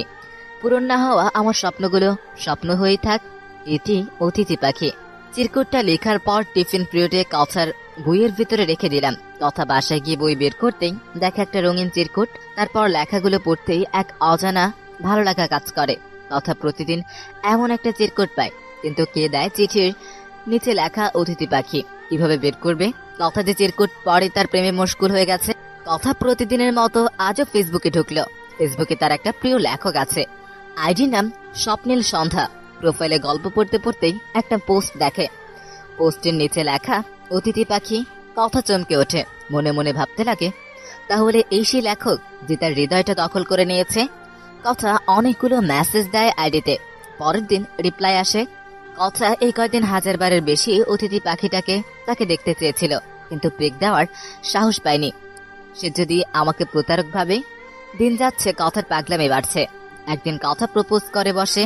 আমি যদি রাজি না হই তাহলে সে স্লিপিং পিল খাবে। ইনবক্সে স্লিপিং পিলের পিকও দিয়েছে। সেদিন আর না করতে পারেনি। তারপর পরের দিন বিকালে কথাকে পার্কে দেখা করতে বলি। কথা এখনো আমাকে দেখেনি। জানি না দেখলে কিরকম রিয়াক্ট করবে। এসব ভাবতে ভাবতে বাসা থেকে পার্কের উদ্দেশ্যে বের হতেই সজীবের সাথে দেখা। রে সজীব, হাতে ফুল নিয়ে পাগলের মতো কোথায় যাস? দোস্ত, তোকে পেয়ে যে ভালোই হয়েছে, চল ওখানে বসে কথা বলি। কি বলবি বল। দোস্ত, তোকে কিভাবে যে বলি, আমি একটা মেয়েকে ভালোবেসে ফেলেছি, তাকে ছাড়া বাঁচবো না। দোস্ত, তুই আমাকে বাঁচা, যেভাবেই হোক ওই মেয়েটার সাথে প্রেম করিয়ে দিবি, আমাকে বাঁচা। আরে, তোর জন্য আমার জীবনও দিতে পারি, আর তোকে প্রেম করিয়ে দিব না? আমি সর্বাত্মক চেষ্টা করব। দোস্ত, প্রমিস কর আমাকে ওই মেয়েটার সাথে প্রেম করিয়ে দিবি। আচ্ছা, তোকে ছুঁয়ে বলছি, প্রমিস বল, কোন সে ভাগ্যবতী রাজকন্যা যে আমার কলেজের টুকটা বন্ধুটার মন কেড়ে নিয়েছে? দোস্ত, মেয়েটা আর কেউ না, আমাদের কলেজের সেরা সুন্দরীর কথা। বল, কিভাবে কি করলে মেয়েটা আমাকে ভালোবাসবে? কথা। সজীবের মুখে কথার কথাটা শুনতেই কলেজাটা কেঁপে উঠল। সজীবের আড়ালে চোখের পানি মুছলাম, দাঁতে দাঁত চেপে কান্না আটকে রাখছি। দোস্ত কিভাবে কি করব বল প্লিজ।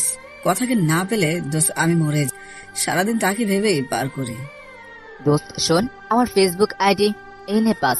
যদি কথা কিছু বলবি আইডিটা তোর, কথাকে বলবি তোর অতিথি পাখিটাই তুই। আমি আগেই জানতাম তুই কথাকে ভালোবাসিস, তাই ফেক আইডি দিয়ে তোর প্রেম করিয়ে দিলাম। আমার ট্রিটটা যেন পাই ঠিক সময়ে। দোস্ত তুই সত্যি মহান বলে আমাকে জড়িয়ে ধরলো। দোস্ত আর লেট করিস না, পার্কে কথা তোর জন্য অপেক্ষা করছে। আচ্ছা দোস্ত চলি। এই বলে সজীব পার্কে গিয়ে দেখে কথা বসে আছে। কথাকে সব বলার পর কথা আর অতিথি পাখি ভেবে শক্ত করে জড়িয়ে ধরে। এদিকে দূর থেকে নিজের ভালোবাসার মানুষটাকে অন্যের বুকে লেপটে যেতে দেখি। রিওর ডাকে স্বপ্ন থেকে বাস্তবে ফিরলাম। আচ্ছা তুই যা, আমি যাচ্ছি। এই বলে কথার কাছে যেতেই দেখি কথা রেডি হয়ে বসে আছে। কলেজের প্রথম দিন যে কথাকে দেখেছি, আজও সেই কথাকেই দেখছি। তোমার কি শরীর খারাপ? মা বলল ক্লিনিকে নিয়ে যেতে। আমরা ক্লিনিকে যাচ্ছি না। আমি তোর মতো কোনো দুশ্চরিত্রবান ছেলের সাথে ঘর করতে পারবো না, তাই কোর্টে যাচ্ছি ডিভোর্সের জন্য। তুমি কি ফান্ড করছো? ফান কেন করব? কথার কাছে ডিভোর্সের কথা শুনে বুকটা যেন ফেটে যাচ্ছে। কোন রকম চোখের জলটা মুছে গাড়ি নিয়ে বের হলাম। রাস্তা দিয়ে যাচ্ছি আর বারে বারে কথার দিকে তাকাচ্ছি। কি মায়াবী চেহারা। হঠাৎ জ্যামের মাঝে গাড়ি আটকে যায়। গাড়িতে বসে আছে একটা 7 বছরের মেয়েটা বলতে লাগলো, ম্যাডাম ফুলটা নেন, মাত্র 10 টাকা দেন। আজ 2 দিন ধরে কিছু খাইনি। যত সব, এদের যারা রাস্তায় বের হওয়া যায় না। কথার দিকে চশমাটা নিচে করে একটু তাকালাম। মনে মনে ভাবছি মেয়েরা নাকি মায়ের জাত, তাহলে এইরকম কেন? মেয়েটা চলে গেল। মেয়েটা চলে যাওয়ার দিকে তাকিয়ে আছি। এদিকে গাড়িতে কথাকে বসিয়ে রেখে গাড়ি থেকে নেমে পড়লাম। এই যে আপু, তোমার নাম কি? আমার নাম রিয়া। ওহ সুন্দর নাম। তা তোর মা বাবা নেই? বাবাকে জানি না, তবে একটা মা আছে। মা নাকি আমাকে কুড়িয়ে পাইছে। সাহেব আমি জায়গা, আজ ফুল বিক্রি না করতে পারলে মার জন্য ওষুধ কিনতে পারুম না। ও আচ্ছা, কিছু খাইছিস? না, সকালে 5 টাকা দিয়ে একটা বন পাউরুটি খাইছি। আচ্ছা তোর কাছে কত টাকার ফুল আছে? স্যার 100 টাকা। সবগুলো আজ আমি নিলাম। এই নে 500 টাকা। স্যার এত টাকা? স্যার ভাঙতি নেই। ভাইয়া ডাকলি যে, তাই আজ না হয় তোর বড় ভাই তার মায়ের ওষুধে কেনার টাকা দিল। এই না আমার কার্ড, কখনো কোনো প্রয়োজন হলে দেখা করিস। কি হলো, তুই কাঁদছিস কেন? জানিস না ভাইয়ের সামনে বোন কাঁদলে পায় কষ্ট পায়। ভাইয়া তুমি সত্যি আমার ভাইয়া? ভাইয়া আমায় একটু বুকে নিবে? বলে জড়িয়ে ধরলো। নিজের অজান্তে চোখের কোণে পানি এসে পড়লো। এদিকে গোলাপ আর বেলি ফুলগুলো নিয়ে কথাকে দিলাম। ফুল আমাকে দিলে কেন? তুমি ভালোবাসি, আর ফুলের মতো সুন্দর তুমি, তাই দিলাম তোমাকে। আচ্ছা আমরা কোথায় যেন যাচ্ছি জানো? ডিভোর্স নিতে। আর তোর মন খারাপ, ছেলের হাতে ফুল শোভা পায় না বলে ফুলগুলো ডাস্টবিনে ফেলে দিল। মনে মনে ভাবছি আমি না হয় দোষ করেছি, ফুলগুলো তো কোনো দোষ করেনি। তাহলে কি কথার মনে এক বিন্দুও ভালোবাসা নেই আমার জন্য? এইদিকে কোর্টে এসে সবকিছু বলার পর কোর্ট 6 মাস সময় দিল, তারপর ডিভোর্স হবে। মনে মনে ভাবছি তাও কয়েকটা মাস ভালোবাসার মানুষের অবহেলা পাবো। এগুলো ভালোই কাটছিল। দেখতে দেখতে কথার আজ 7 মাস পূর্ণ হলো। এদিকে বাড়িতে খুশির আমেজ চলছে। আল্ট্রাসোনোগ্রাফি করেছে, আমরা নাকি মেয়ে হবে। মা বাবার দিকে তাকানো যায় না, তারা অনেক খুশি। রিও তো সারাদিন ভাবির কাছে পড়ে থাকে, কিন্তু দিন দিন আমার প্রতি ঘৃণাটা কথার বেড়ে চলেছে। অফিস থেকে ফেরার পর শার্টটা খুলে রুমে যেতে দেখি কথা নামাজ পড়ছে। নামাজ শেষ করে মোনাজাতে দুখানা হাত তুলে বলতে লাগলো, হে পরম করুণাময় আল্লাহ তাআলা, তুমি তো জানো আমি সজীবের সন্তানকে গর্ভে ধারণ করে আমার স্বামীর খুনির ঘর করছি। আল্লাহ তুমি তো জানো আমি কতটা পবিত্র পরিস্থিতির চাপে পড়ে খুনিকে বিয়ে করেছি। আল্লাহ তোমার কাছে একটাই মনোবাসনা, আমি যেন আমার স্বামীর হত্যার বিচার নিজ হাতে করতে পারি। যেভাবে আমার স্বামীকে আমার বুক থেকে সরিয়েছে সেভাবেই যেন তাকে দুশ্চরিত্র এই খুনিটাকে খুন করতে পারি। আল্লাহ কবুল করো, রাজের মৃত্যু যেন আমার হাতে হয়। আশার স্বামীর প্রতিশোধ যেন আমি নিতে পারি। এই বলে জায়নামাজে বসে কাঁদতে লাগলো। নিজের ভালোবাসার মানুষের কাছ থেকে এমন কথা শুনে মনে হচ্ছে কলিজাটা ফেটে যাচ্ছে। মনে হচ্ছে নিজেকে শেষ করে দেই। হ্যাঁ, আমি অপরাধী মানছি, তাই বলে সজীবের খুনের প্রতিশোধ আমার স্ত্রী নিজের কলিজার টুকরা সে আমাকে হত্যা করে নেবে। মনে হচ্ছে নিজেকে শেষ করে দিয়ে এই থেকে মুক্তি পাই। যাকে নিজের জীবনের থেকেও বেশি ভালোবাসি, যাকে পাওয়ার জন্য অন্তঃসত্ত্বা মেয়েকে বিয়ে করতেও একটু ভাবেনি, আর সে কিনা আমার মৃত্যু তার হাতে যেন সে প্রার্থনা করছে। এসব ভাবতে ভাবতে রুম থেকে বের হয়ে গেলাম। পরের দিন আমি কথা এবং রিও বসে আছে। হঠাৎ মা এসে বলল, রাজ দেখ তো আমাদের নাতনির জন্য জামাগুলো কেমন হলো। কথা রিও অবাক হয়ে তাকিয়ে আছে। রিও তো বলেই ফেললো, মা এখনো তো ভাইয়ারা মেয়ে পৃথিবীতে আসেনি, তার আগেই তোমরা কাপড় চোপড় কেনা ধরতেছ। যা কি বলিস, আমাদের 5টা নয় 10টা নয় একটি মাত্র নাতনি আসতেছে, তার জন্য এসব কিছু না। তোর বাবা নাকি রাজের মেয়েকে পটানোর জন্য জিমে যাচ্ছে, চুলে কলপ করতেছে। কথা মিটি মিটি হাসছে। আমাদের বিয়ের 5 মাস পর আজ কথাকে হাসতে দেখলাম, অনেক ভালো লাগলো। কথার ঠোঁটের কোণের হাসি। এদিকে দুপুরে গোসল করে ফ্রেশ হয়ে শার্টটা পরে বের হতে দেখি কথা আর রিও কি নিয়ে যেন কথা বলছে। কথা যেতে দেখি সে রুমটাতে, যেটার চাবি আমি ছাড়া আর কারো কাছে নেই। কিন্তু রুম খোলা, কে খুললো? ভেতর থেকে রিও আর কথার কণ্ঠ ভেসে আসছে। দৌড়ে রুমের দরজাতে যেতেই যা দেখ শুনলাম তা শুনে নিজেকে ঠিক রাখতে পারলাম না। রিও, রাজের সাথে যে মেয়েটা, ওইটা কি রাজের গফ ছিল? মেয়েটা অনেক কিউট। ভাবি, তুমি কি পাগল হয়ে গেছো? কি বলছো এসব? জানো তুমি ওটা কে? জানি, ওইটা রাজের ভালোবাসা। চুপ কর, আর একটা বাজে কথা নয়। তোদেরকে কে বলেছে এই রুম খুলতে? কেন? খুললে কুকর্ম বের হয়ে যেত। আরো 2টা থাপ্পড় দিলাম, গালটা লাল টুকটুকে হয়ে গেছে কথার। আজ প্রথম কথার গায়ে হাত তুললাম, তবুও একটুও খারাপ লাগছে না। মন খারাপ লাগছে কথার মুখে সেসব কথা শুনে, তাই বের হয়ে এসে ছাদে চলে যাই। ভাবি, কান্না করো না, ভাইয়ার কলিজাতে আঘাত করে তাই তোমার উপরে হাত তুলেছে। মানে? ভাবি, ভাইয়ার সাথে যে মেয়েটার ছবিতে, সেটা আর কেউ না, আমার বড় আপু কনা আপু। আত্মহত্যা করার পর থেকে ওই রুমে ভাইয়া কাউকে আসতে দেয়নি, আজ তুমি প্রথম এলে। কথা চোখ মুছে রুমের দিকে তাকাতেই মনে মনে ভাবতে লাগলো, মনে হচ্ছে ঘরটাতে এখনো কেউ থাকে। রূপটা কি সুন্দর পরিপাটি, রুমের থেকে কি সুন্দর সুবাস ভেসে আসছে। মনে হচ্ছে কেউ সূর্যমুখী তেল খোপার কেশে দিয়ে দক্ষিণা বাতায়নে চুল মেরে ধরেছে। এসব ভাবতে ভাবতে ছবিটার দিকে আবারও কথার চোখ যায়। মনে হচ্ছে ছবিটা কথার দিকে রাগী ভাব নিয়ে তাকিয়ে আছে। হঠাৎ কথার মনে পড়লো, কণা আত্মহত্যা তো করেছে, তবে এত সুন্দর মেয়ে কেন আত্মহত্যা করেছে? কারণ কি? এসব ভাবতে ভাবতে রিওকে বলল, রিও, তোমাকে একটা কথা বলি। ভাবি, কি বলবে? কণা কেন আত্মহত্যা করলো? ভাবি শুনবে তাহলে? বলো। শোনো তাহলে, আমরা 2 বোন 1 ভাই। কণা আপু আমাদের সবাইকে আদর করত। কণা আপুকেও আমরা সবাই ভালোবাসতাম। কণা আপুর ছোটবেলায় মা বাবা মারা। কণা আপু আমার আপন খালাতো বোন। আপু যখন 2 বছর, তখন খালা খালু দুর্ঘটনায় মারা যায়। তারপর থেকেই আমাদের সাথে, তাই কেউ জিজ্ঞেস করলেও আমরা বলতাম 2 বোন 1 ভাই। আপুকে সবচেয়ে বেশি ভালোবাসতো রাজ ভাইয়া। আপু ঘরের সবার ভালো মন্দ দেখার দায়িত্ব পালন করতেন। আপুকে রাজ ভাইয়া কলিজার টুকরো, আবার কখনো রাজকুমারী বলে ডাকতেন। তাদের দুজনের ভাই বোনের ভালোবাসা দেখে অনেক হিংসে হলেও ভালো লাগত, কারণ কণা আপু আমাকেও অনেক ভালোবাসতো। জানো ভাবি, ভাইয়াকে কোনোদিন দেখিনি নিজের হাতে ভাত খেতে, এবং আমিও খাইনি। সবসময় আপু তুলে খাইয়ে দিত। আমাদের সংসারটা সুখে ভরপুর ছিল, কিন্তু একদিন আমাদের ঘরে দুঃখের ছায়া নেমে আসলো। সাজানো স্বপ্নগুলো সব এলোমেলো হয়ে যায়। সেদিন অনেক রাত পর্যন্ত টেলিভিশন দেখে ঘুমাই। সকাল ঘুম ভাঙে ভাইয়ের করুণ আর্তনাদ শুনে। কলিজার টুকরো বোন আমার, তুই আমাকে ছেড়ে অভিমান করে কেন গেলি? বল, এখন আমাকে কে খাইয়ে দেবে? কে বলবে ভাইয়া তোর প্লেট থেকে একটু মাংস দে না? কে বলবে ভাইয়া আজ যদি আইসক্রিম নিয়ে না আসিস তাহলে ঘরে ঢুকতে দিব না? ভাইয়া তুই একটা বিয়ে করবি, তোর মেয়েটা তোর মতো হবে, সারাদিন তার সাথে গল্প করব না? ওই রাজকিশোরী মহারানী বোন আমার, কথা বল। ভাইয়ার করুণ আর্তনাদ শুনে আপুর রুমে আসতেই দেখি ভাইয়া কণা আপুর পা ঝাপটে ধরে আছে, আপুর ফ্যানের সাথে ঝুলছে।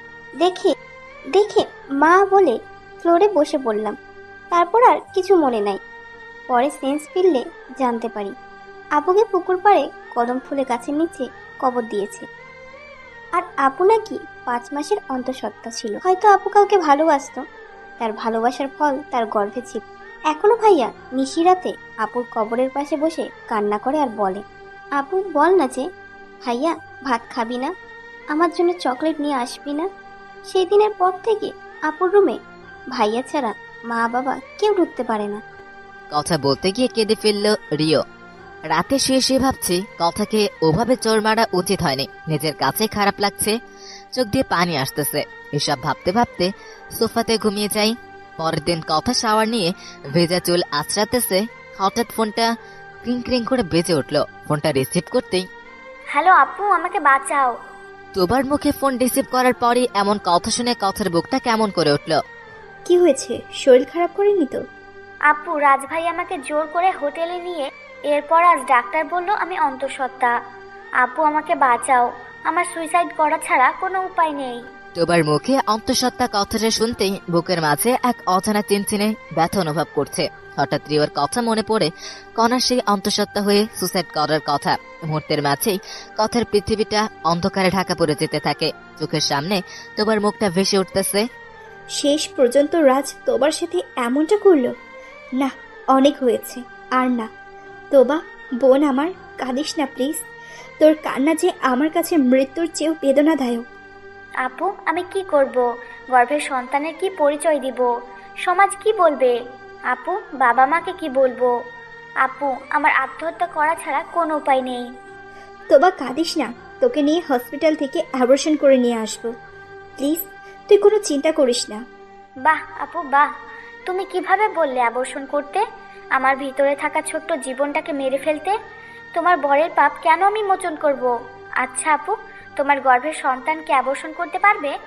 দুজন একসাথে করলে কেমন হয়? তোবার কাছে নিজের সন্তানের অ্যাবর্শন করার কথাটা শুনতে কলিজার মাঝে কেউ যেন ছুরি চালিয়ে দিয়েছে। কলিজা ফেটে কান্না আসছে। কি বলে তোবাকে সান্ত্বনা দিব ভেবে পাচ্ছে না কথা। আপু, তুমি কাঁদছো কেন?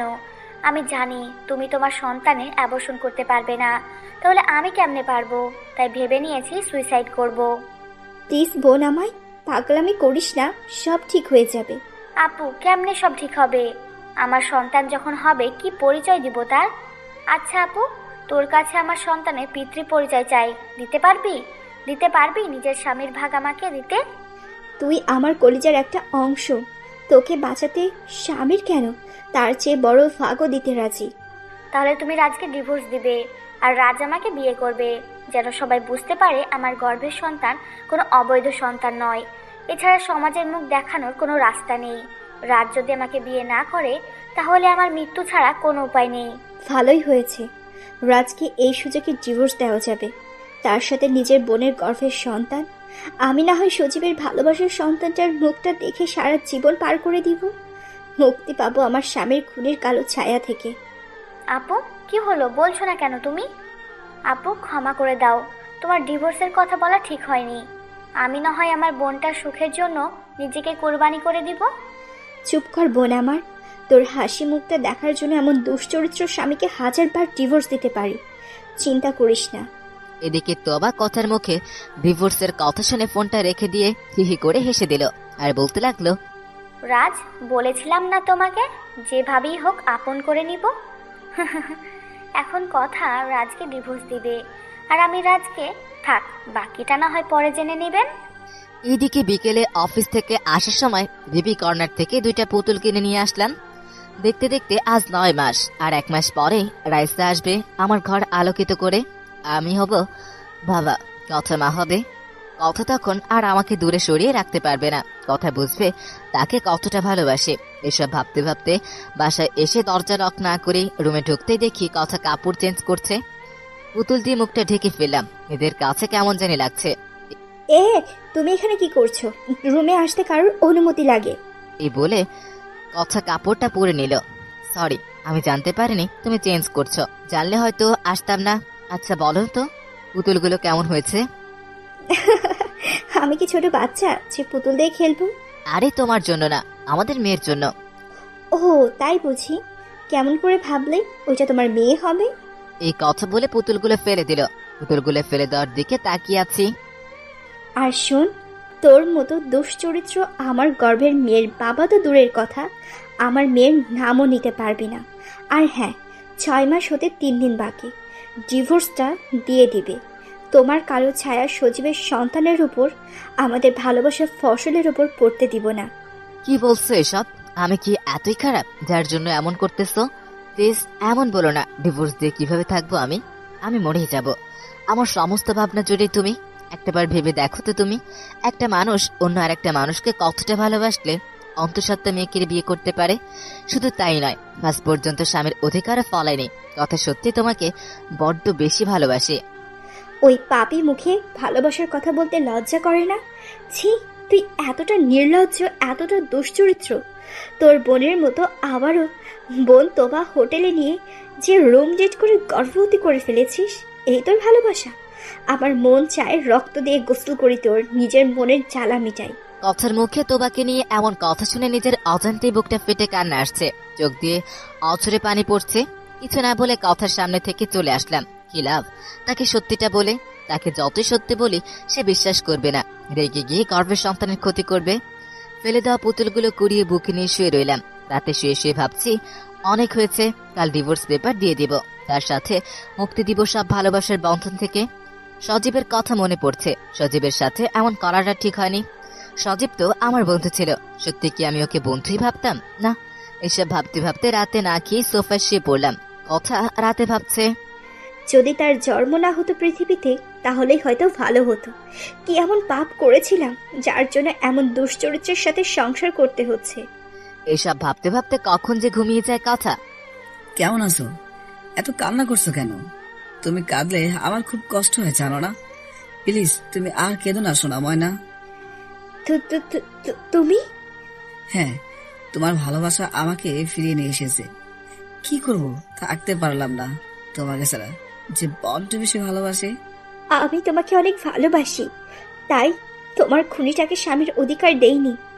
কথা, তুমি আমার খুনের প্রতিশোধ নিবে, ছাড়বে না কাউকে।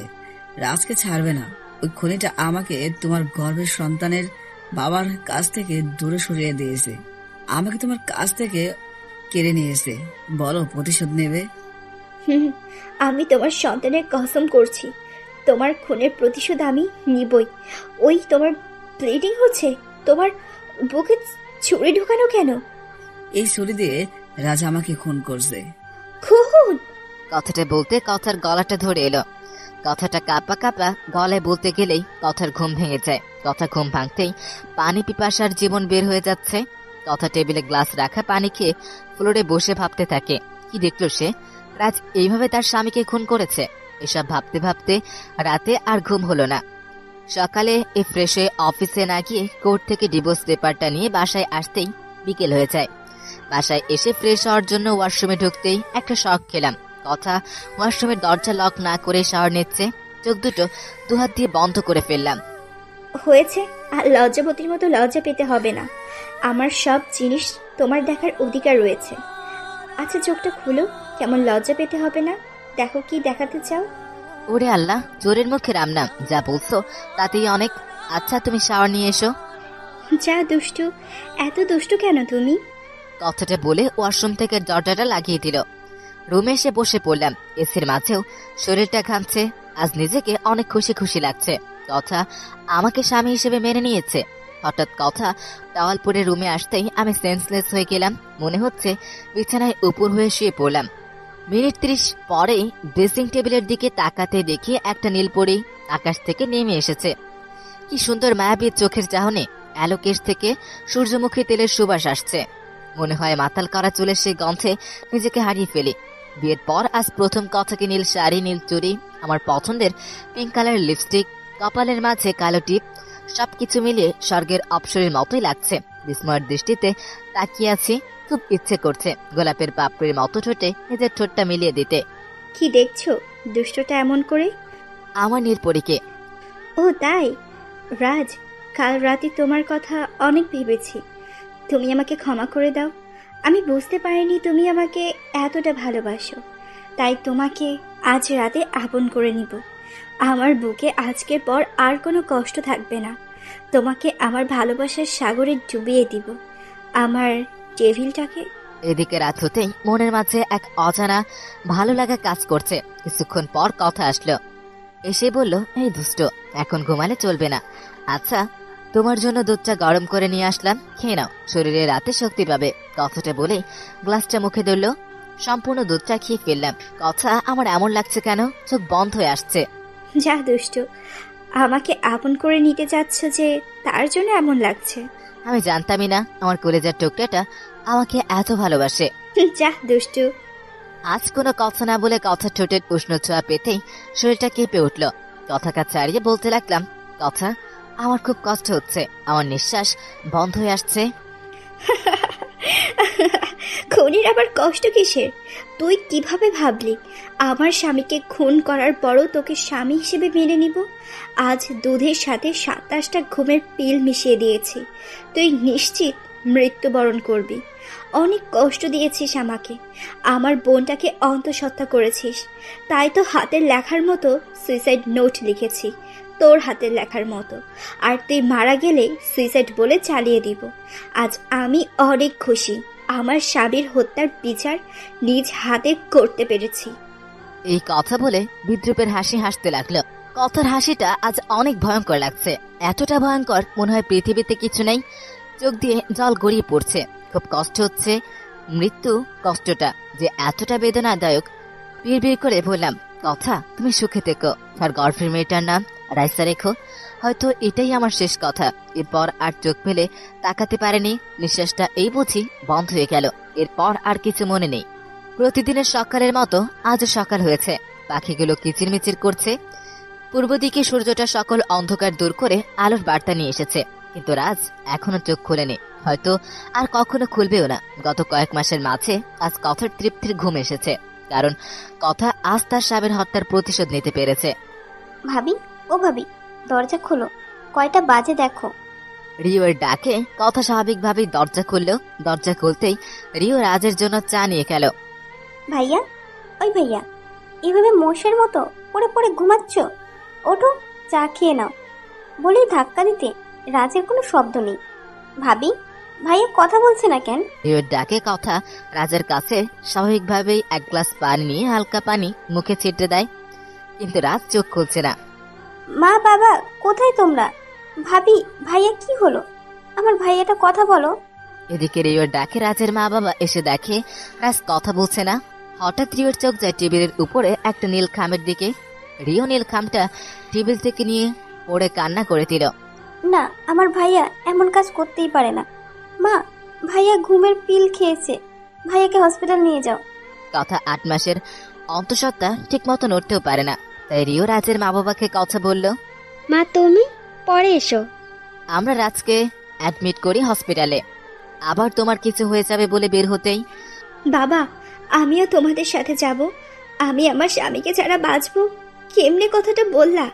অভিনয় কান্না করে দিল, যেন সন্দেহের তীর কথার উপরে না আসে। এদিকে সবাই রাজকে নিয়ে চলে গেল। কথা দরজা বন্ধ করে চোখের পানি মুছে হাহা করে হাসতে লাগলো। হাসিটা বড্ড ভয়ঙ্কর রূপ ধারণ করেছে। হঠাৎ টেবিলের উপরে নীল খামটা দেখে অবাক হলো, কারণ কথা তো কোনো খামে সুসাইড নোট লেখেনি। তাহলে কথাটা ভাবতেই মাথাটা কেমন জানি ঘুরতে লাগলো। তাড়াহুড়ো করে চিরকুটটা হাতে নিয়ে পড়তে লাগলো। প্রিয় বাবা, এটা হয়তো আমার তোমাকে দেওয়া প্রথম এবং শেষ চিরকুট। বাবা, আমি সত্যি অনেক অপরাধী। আমার ভাবতেও লজ্জা লাগে যে তোমার মতো একজন মহৎ বাবার সন্তান হয়ে কেমনে পারলাম এমন নোংরা কাজ করতে। আমি আমার শালিকা, যে কিনা আমার বোনের মতো, তার সাথে অশ্লীল আচরণ করেছে। আমারই সন্তান তার গর্ভে, ভাবতে পারছি না তোমার সন্তান হয়ে এমন কাজ করব কেন, কোন নারীর মোহে পড়ে। বাবা, না, হ্যাঁ, অনেক ঠকিয়েছি আমার অন্তঃসত্ত্বা স্ত্রীটাকে। বাবা, তোমার কাছে অনুরোধ, কথাকে তোমার নিজ দায়িত্বে দেখে রাখবে, আর ভালো পাত্র পেলে তার হাতে তুলে দেবে। বাবা, আমাদের বংশে মরার পর প্রতিটা মেয়ে স্বামীর বাড়ি ছেড়ে চলে যায়। বংশের ইতিহাসে কোনোদিন কেউ কাউকে ডিভোর্স দেয়নি, কিন্তু আমি যে বড় অপরাধী। কথার আপন বোনের সাথে নষ্টামি করার পর কথাকে স্ত্রী হিসেবে মেনে নিতে পারেনি, তাই কথাকে আমার পাপের ছায়াতলে রাখতে চাইনি। ক্ষমা করে দিও। কথাকে বলো আলমারিতে একটা খাম আছে, তার ভিতরে ডিভোর্স পেপার, সেটাতে আমি সই করে দিয়েছি। কথা যেন তার দুশ্চরিত্র অপরাধী স্বামীকে ক্ষমা করে দেয়। এটি তোমার অপরাধী সন্তান রাজ। কথার বুঝতে বাকি রইল না যে তার চিঠি এটা নয়, এটা রাজের লেখা। কিন্তু কেন এমন করলো এসব ভাবতে ভাবতে আলমারিতে থাকা খামটি বের করে দেখলো যে ডিভোর্স পেপার, যেখানে রাজের সাইন করার জায়গা ফিল আপ। তার মানে কথা সাইন করলে অভিশাপ থেকে মুক্তি পাবে। খামটার নিচে ছোট্ট আরেকটি খাম পেল, সেখানে লেখা, জানি কথা তুমি ভাবছো কেন এমন করলাম, তাহলে শোনো। তুমি যখন সজীবের হত্যার প্রতিশোধ নেওয়ার জন্য সুসাইড নোট লিখে আমায় হয়ে সেটা কথায় রেখেছিলে তা দেখে ফেলে, তখন আর বুঝতে বাকি থাকে না যে তুমি আমাকে ভালোবাসতে পারোনি, আর পারবেও না। সত্যি তো, প্রকৃত অর্থে কোনো মেয়ে তার স্বামীর খুনি বোনের ধর্ষণকারীর সাথে সংসার করবে না। তুমিও ঠিক তাই করেছো। তোমাকে ভালোবেসে তো কিছু দিতে পারলাম না, তাই হাসি মুখে নিজের জীবনটাই দিয়ে দিলাম। কি করব, পাপের প্রায়শ্চিত্ত করলাম। হাজার হলেও যাকে ভালোবাসি তার চোখে আমি যে খুনি, অপরাধী। আর ক্ষমা করে দিও সুসাইড নোটটা আমার লেখার জন্য, কারণ তুমি আমার হাতে লেখা কপি করতে পারোনি। আর যেভাবে কোনো রিজন ছাড়া সুসাইড নোট লিখেছ তাতে সবাই তোমাকে সন্দেহ করত, তাই আমি লিখেছি। আর হ্যাঁ, রাইসার খেয়াল রেখো, এটি খুনি। কথা মনে মনে ভাবছে, বেচারা সত্যি আমাকে যদি ভালোবাসতি তাহলে আমার বোনকে কেন ধর্ষণ করলি? আজ আমার প্ল্যান সাকসেসফুল। আমার সমস্ত পথের কাঁটা আজ দূর হয়ে গেছে। কথা ডিভোর্স পেপারটা নিয়ে বাসায় এসে পড়ে। মনে মনে ভাবে, খুনিটা 3.5 হাত মাটির নিচে গেড়ে ডিভোর্স পেপার সাইন করব, তার আগে করব না। অনেক কষ্ট দিয়েছে আমাকে। অভিনয়ে স্ত্রী সেজে থাকতে থাকতে আজ আমি বড্ড ক্লান্ত। বাসায় গিয়ে কথা তার মাকে কান্না করে সব বলে দেয়। যে রাজ তোমার সর্বনাশ করেছে, মা আমাকে ক্ষমা করে দাও। আমার জন্য তোমার জীবন নষ্ট হয়ে গেল। না রে মা, তোর কোনো দোষ নাই, কাঁদিস না, সব ঠিক হয়ে যাবে। মা, তোবা কোথায়? দেখ ওর রুমে কি সব করছে, ছোটবেলা যা করছে ইদানিং তাই করছে। এদিকে কথা রুমে ঢুকতেই দেখে তোবা পুতুল নিয়ে খেলছে। তোবা ছোটবেলা থেকেই পুতুল ভালোবাসতো, তাই তার বাবা কিছুই ভাবেনি। তোবা বোন আমার, কি করছিস পুতুল নিয়ে? চুপ, কথা বলো না। দেখছো না আমার বাবুটা ঘুমোচ্ছে, ওই তো জেগে যাবে। কি বলছিস? পাগল হয়ে গেছিস? জানো, আপু আমার পেটের বাবুটা কথা বলে পুতুলটার মতো। বাবা মা ওকে নিয়ে নিতে চায়।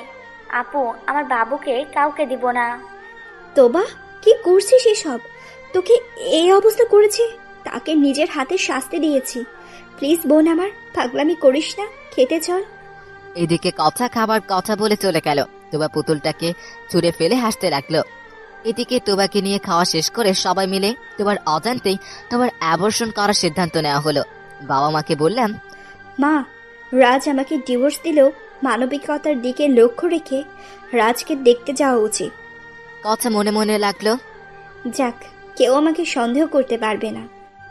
এদিকে হসপিটালে গিয়ে যা শুনলো তা শুনে কথার নাচতে ইচ্ছে করছে, কারণ রাজ খুব হলে 24 ঘন্টা বাঁচবে, বেঁচে থাকার কোনো চান্সই নেই। এতগুলো ঘুমের পিল খাওয়ার পর লিভার ড্যামেজ হয়ে গেছে। সবাই কাঁদছে, সবচেয়ে বেশি কাঁদছে রিও। কথা অভিনয়ের ভাব নিয়ে কেঁদে কেঁদে বলতে লাগলো, কেন করলে তুমি আমার সাথে? আমার না ভালোবেসে বিয়ে করেছিলাম।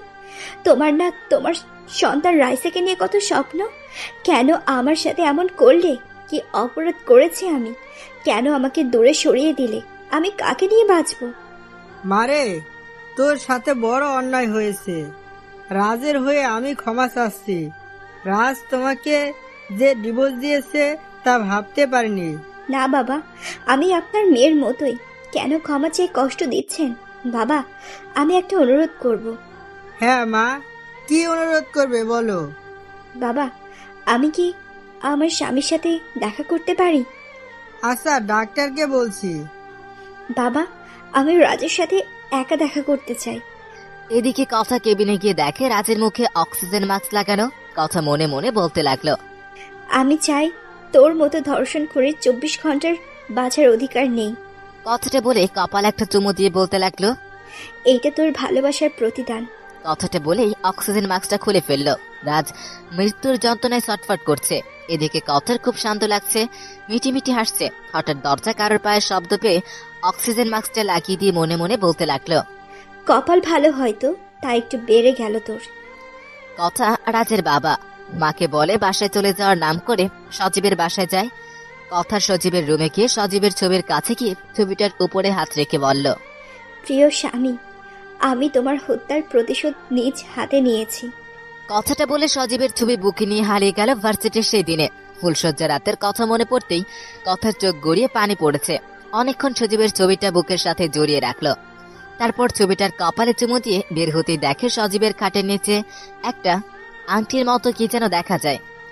আংটিটা হাতে নিতে এই কথা অবাক হয়ে যায়। এটা তো তোমার আন্টি এখানে আসলো কিভাবে? নাকি তোবাও এখানে এসেছিল? কথার মাথায় অনেক কিছু ঘুরছে।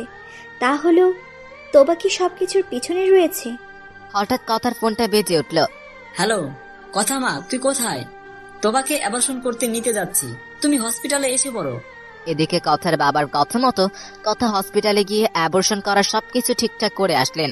ডাক্তার তোবার ডিএনএ টেস্ট করে অবাক হয়ে গেলেন যে সব রিপোর্ট ছিল সব ভুয়া। ডাক্তারের কথা এবং তার মা বাবা যা বলল তা শুনে সবাই অবাক হয়ে গেল। ডাক্তার বলল, প্রকৃতপক্ষে তারা অন্ধসত্ত্বা নয়, আর ডিএনএ রিপোর্ট তাই বলছে। How this possible? সব রিপোর্ট ভুয়া? হ্যাঁ, আমিও ভাবতে পারিনি, তাই একই টেস্টে 3 বার করেছি। ডক্টর কি বলছেন এসব? কিসের ভুয়া? আপনি আবার টেস্ট করেন। আর হ্যাঁ, রিপোর্টগুলো আপনাদের হসপিটালের সবচেয়ে বড় ডক্টর সিনহা স্যারের। তার রিপোর্ট মিথ্যা হতে পারে না। শুনেন মিস কথা, ডাক্তার সিনহার রিপোর্টের জন্যই আমি একই টেস্ট 3 বার করেছি, কিন্তু রিপোর্টগুলো পরে সিনহা স্যারের প্রেসক্রিপশন ফর্মের সাথে মেলাতে গিয়েই শর্ট খেয়েছি, কারণ স্যারের প্রেসক্রিপশন হুবহু কপি এটা, আর এটা বানানোর রিপোর্ট। ঠাস ঠাস করে চর বসিয়ে দিলেন কথা তোবার মুখে। চর দিয়ে বলতে লাগলেন, আজ তোর মতো মিথ্যাবাদী মেয়ের জন্য রাজ হসপিটালে মৃত্যুর সাথে পাঞ্জা লড়ছে। প্লিজ স্টপ, পেশেন্টকে মারবেন না, সে সজ্ঞানে এমন করেনি। তোবা একজন মানসিক রোগী, ডিপ্রেশনের গত সমস্যা এটা তার। সম্ভবত কারো কাছ থেকে প্রচন্ড মানসিক আঘাত পেয়ে অন্যকে দোষারোপ করা, গুছিয়ে মিথ্যা কথা বলা যেন সবাই বিশ্বাস করে। আর সবচেয়ে বড় কথা, তার জেদটা মস্তিষ্কে মিশে গেছে। আর সবচেয়ে বড় কথা, তোবার এর আগে একবার এভারশন হয়েছিল, এই জন্য এই মিথ্যা খেলাটা করছে। তাই বলছি, ওকে উন্নত চিকিৎসার জন্য বিদেশে পাঠাতে হতে পারে, নাহলে বড্ড পাগল হয়ে যাবে। এদিকে ডাক্তারের কথা শুনে কথার কলেজেটা ফেটে যাচ্ছে, চোখ দিয়ে পানি গড়িয়ে পড়ছে, আর মনে মনে ভাবতেছে, সেদিন রাজের কথাগুলো সত্যি ছিল। আচ্ছা, রাজ কেন অপরাধ না করেও আমার হাতে দুধের গ্লাসে ঘুমের ওষুধ থাকার পরও কেন খেয়ে নিল? নিজেকে কেন মৃত্যুর মুখে ধাবিত করলো? আজ কথার চোখে ভেসে উঠেছে রাজের সেই ভালোবাসা, যত্ন, অবহেলার পরও ভালোবাসা পাওয়ার পাগলামি। আপু, আমার বাবুকে কিন্তু কাউকে দিব না। আর তোমাদের ডিভোর্স কবে হবে আপু? এদিকে তোবার কাছে বাচ্চার কথা শুনে কথা ভাবতে লাগলো। তোবা এর আগে অ্যাবর্শন করেছে, তার মানে তার সাথে কারোর সম্পর্ক ছিল। কে সেই জন? এইসব অবশ্যই আমাকে জানতে হবে। আচ্ছা, রাজের বোনও তো অন্তঃসত্ত্বা ছিল এবং ফাঁসিতে ঝুলে মারা যায়। সবকিছুর পিছনে কে? এসব ভাবতে ভাবতে কথা রাজের ডায়েরির কথা মনে পড়ে। কথা তার বাবাকে বলে, চলে যায় রাজের বাসায়। আলমারি খুলে একটা ডায়েরি দেখতে পায়, যে ডায়েরিতে রাজ রাতে বসে বসে কি যেন লিখত। কখনো পড়া তো দূরের কথা, ডায়েরিটা কথা ছুঁয়েও দেখেনি, কিন্তু আজ দেখতেই হবে। এইভাবে ডায়েরিটা খুলতে দেখলো, আমি, তুমি আর সজীব। লেখাটা দেখেই খটকা লাগলো কথার। তুমিটাকে? এদিকে ডায়েরির পাতা উল্টাতে চোখে পড়লো জীবনে একটা বন্ধু পেয়েছে, যে শুধু আমার বন্ধু নয়, কলেজার টুকরা। সজীবকে মা বাবাও অনেক পছন্দ করে, নিজের ছেলের মতো মনে করে। মনে করার কারণও আছে, সজীবের মতো ছেলে হয় না আমাদের ফ্যামিলিকে নিজের ফ্যামিলি মনে করে। মা অনেকদিন সজীবকে মুখে তুলে খাইয়ে দিয়েছে। সজীব মাকে মা বলে ডাকতো। আমার সবসময় মনে হতো আমি একটা ভাই পেয়েছি। দিনগুলো ভালোই কাটছিল, যেখানে যেতাম দুজন মিলে যেতাম। যাই হোক, একদিন ভার্সিটিতে বসে আছে, হঠাৎ নীল পাড়ের কালো শাড়িতে এক মেয়েকে কলেজের গেট দিয়ে প্রবেশ করতেই বুকের মাঝে এক অজানা শিহরণ বইতে থাকে। প্রথম দেখায় মেয়েটাকে হৃদয়ে জায়গা করে নেই। তারপর সজীবের অজান্তেই মেয়েটার পিছনে পিছনে ঘোরাঘুরি করি। মেয়েটা আর কেউই নয়, সে হচ্ছে আমার মায়াপুরী কথা। তাই ডায়েরিটার নাম দিলাম আমি, তুমি ও সজীব। ভাবছিলাম সজীবকে সারপ্রাইজ দিব কথার সাথে রিলেশন করে, তাই প্রথম প্রপোজ করাতেই কথা রাজি হয়ে যায় এবং শর্ত দেয় কলেজের সবার সামনে তাকে প্রপোজ করতে। সেদিন আমি সবচেয়ে বেশি খুশি হয়েছিলাম। সারাটা রাত নির্ঘুম কাটে। সকাল হতেই একগুচ্ছ কদম নিয়ে ভার্সিটির সবার নিজের মায়াপুরী কল্পনা রাজকুমারীটাকে প্রপোজ করি। তারপর ভার্সিটির সবার সামনে আমার পবিত্র ভালোবাসার প্রতিদান 3টা থাপ্পড় দেয়। সেদিন বাসায় এসে মেয়েদের মতো দরজা লাগিয়ে কেঁদেছে। আমার কানে শুধু তখন সেই কথাগুলোই শোনা যাচ্ছিল। তোর কি করে সাহস হয় আমাকে প্রপোজ করার? নিজের চেহারা কখনো আয়নায় দেখেছিস? একটা খ্যাতমার্কা ছেলে দেখে মনে হয় জোকার। আর হ্যাঁ, তুই যে গত 6 মাস আমার পিছনে ঘুরে যে যন্ত্রণা দিয়েছিস তার শোধ নিলাম। তাই যখন কাল আমাকে প্রপোজ করেছিস আমার মাথায় রক্ত উঠে যায়, তারপরও আমি মাথা ঠান্ডা রেখেছিলাম তোর টিস করার সাজা দিব বলে। রাজের কানে কথার এমন কথা বাড়ি খাচ্ছে আর নীরবে বারিশ ভিজতেছে। তারপর ভার্সিটি যাওয়া বন্ধ করে দেই। কিন্তু বিভ্রাট ঘটে তখন যখন সজীব আমার কলেজের ভাইটা শহরে আসে। সে এসে ভার্সিটিতে নিয়ে যায় আমাকে। দিনগুলো কথার প্রাণে তাকিয়ে পার করছিলাম, কিন্তু কথাকে ভুলে যায়নি। লুকিয়ে নাম ছাড়া চের করে দিতাম, আর আমি বারবারের মতোই ফেসবুকে লেখালেখি করতাম। তা সজীব ছাড়া কেউই জানতো না, কিন্তু কথাও আমার ফ্রেন্ড লিস্টে ছিল এবং সে তার আইডি দিয়ে লেখাগুলো পড়ত। তেমন একদিন কথা গল্প পড়তে পড়তে তাকে দেওয়া একটা স্ক্রিপ্ট পোস্ট করা পাই, নিচে লেখা,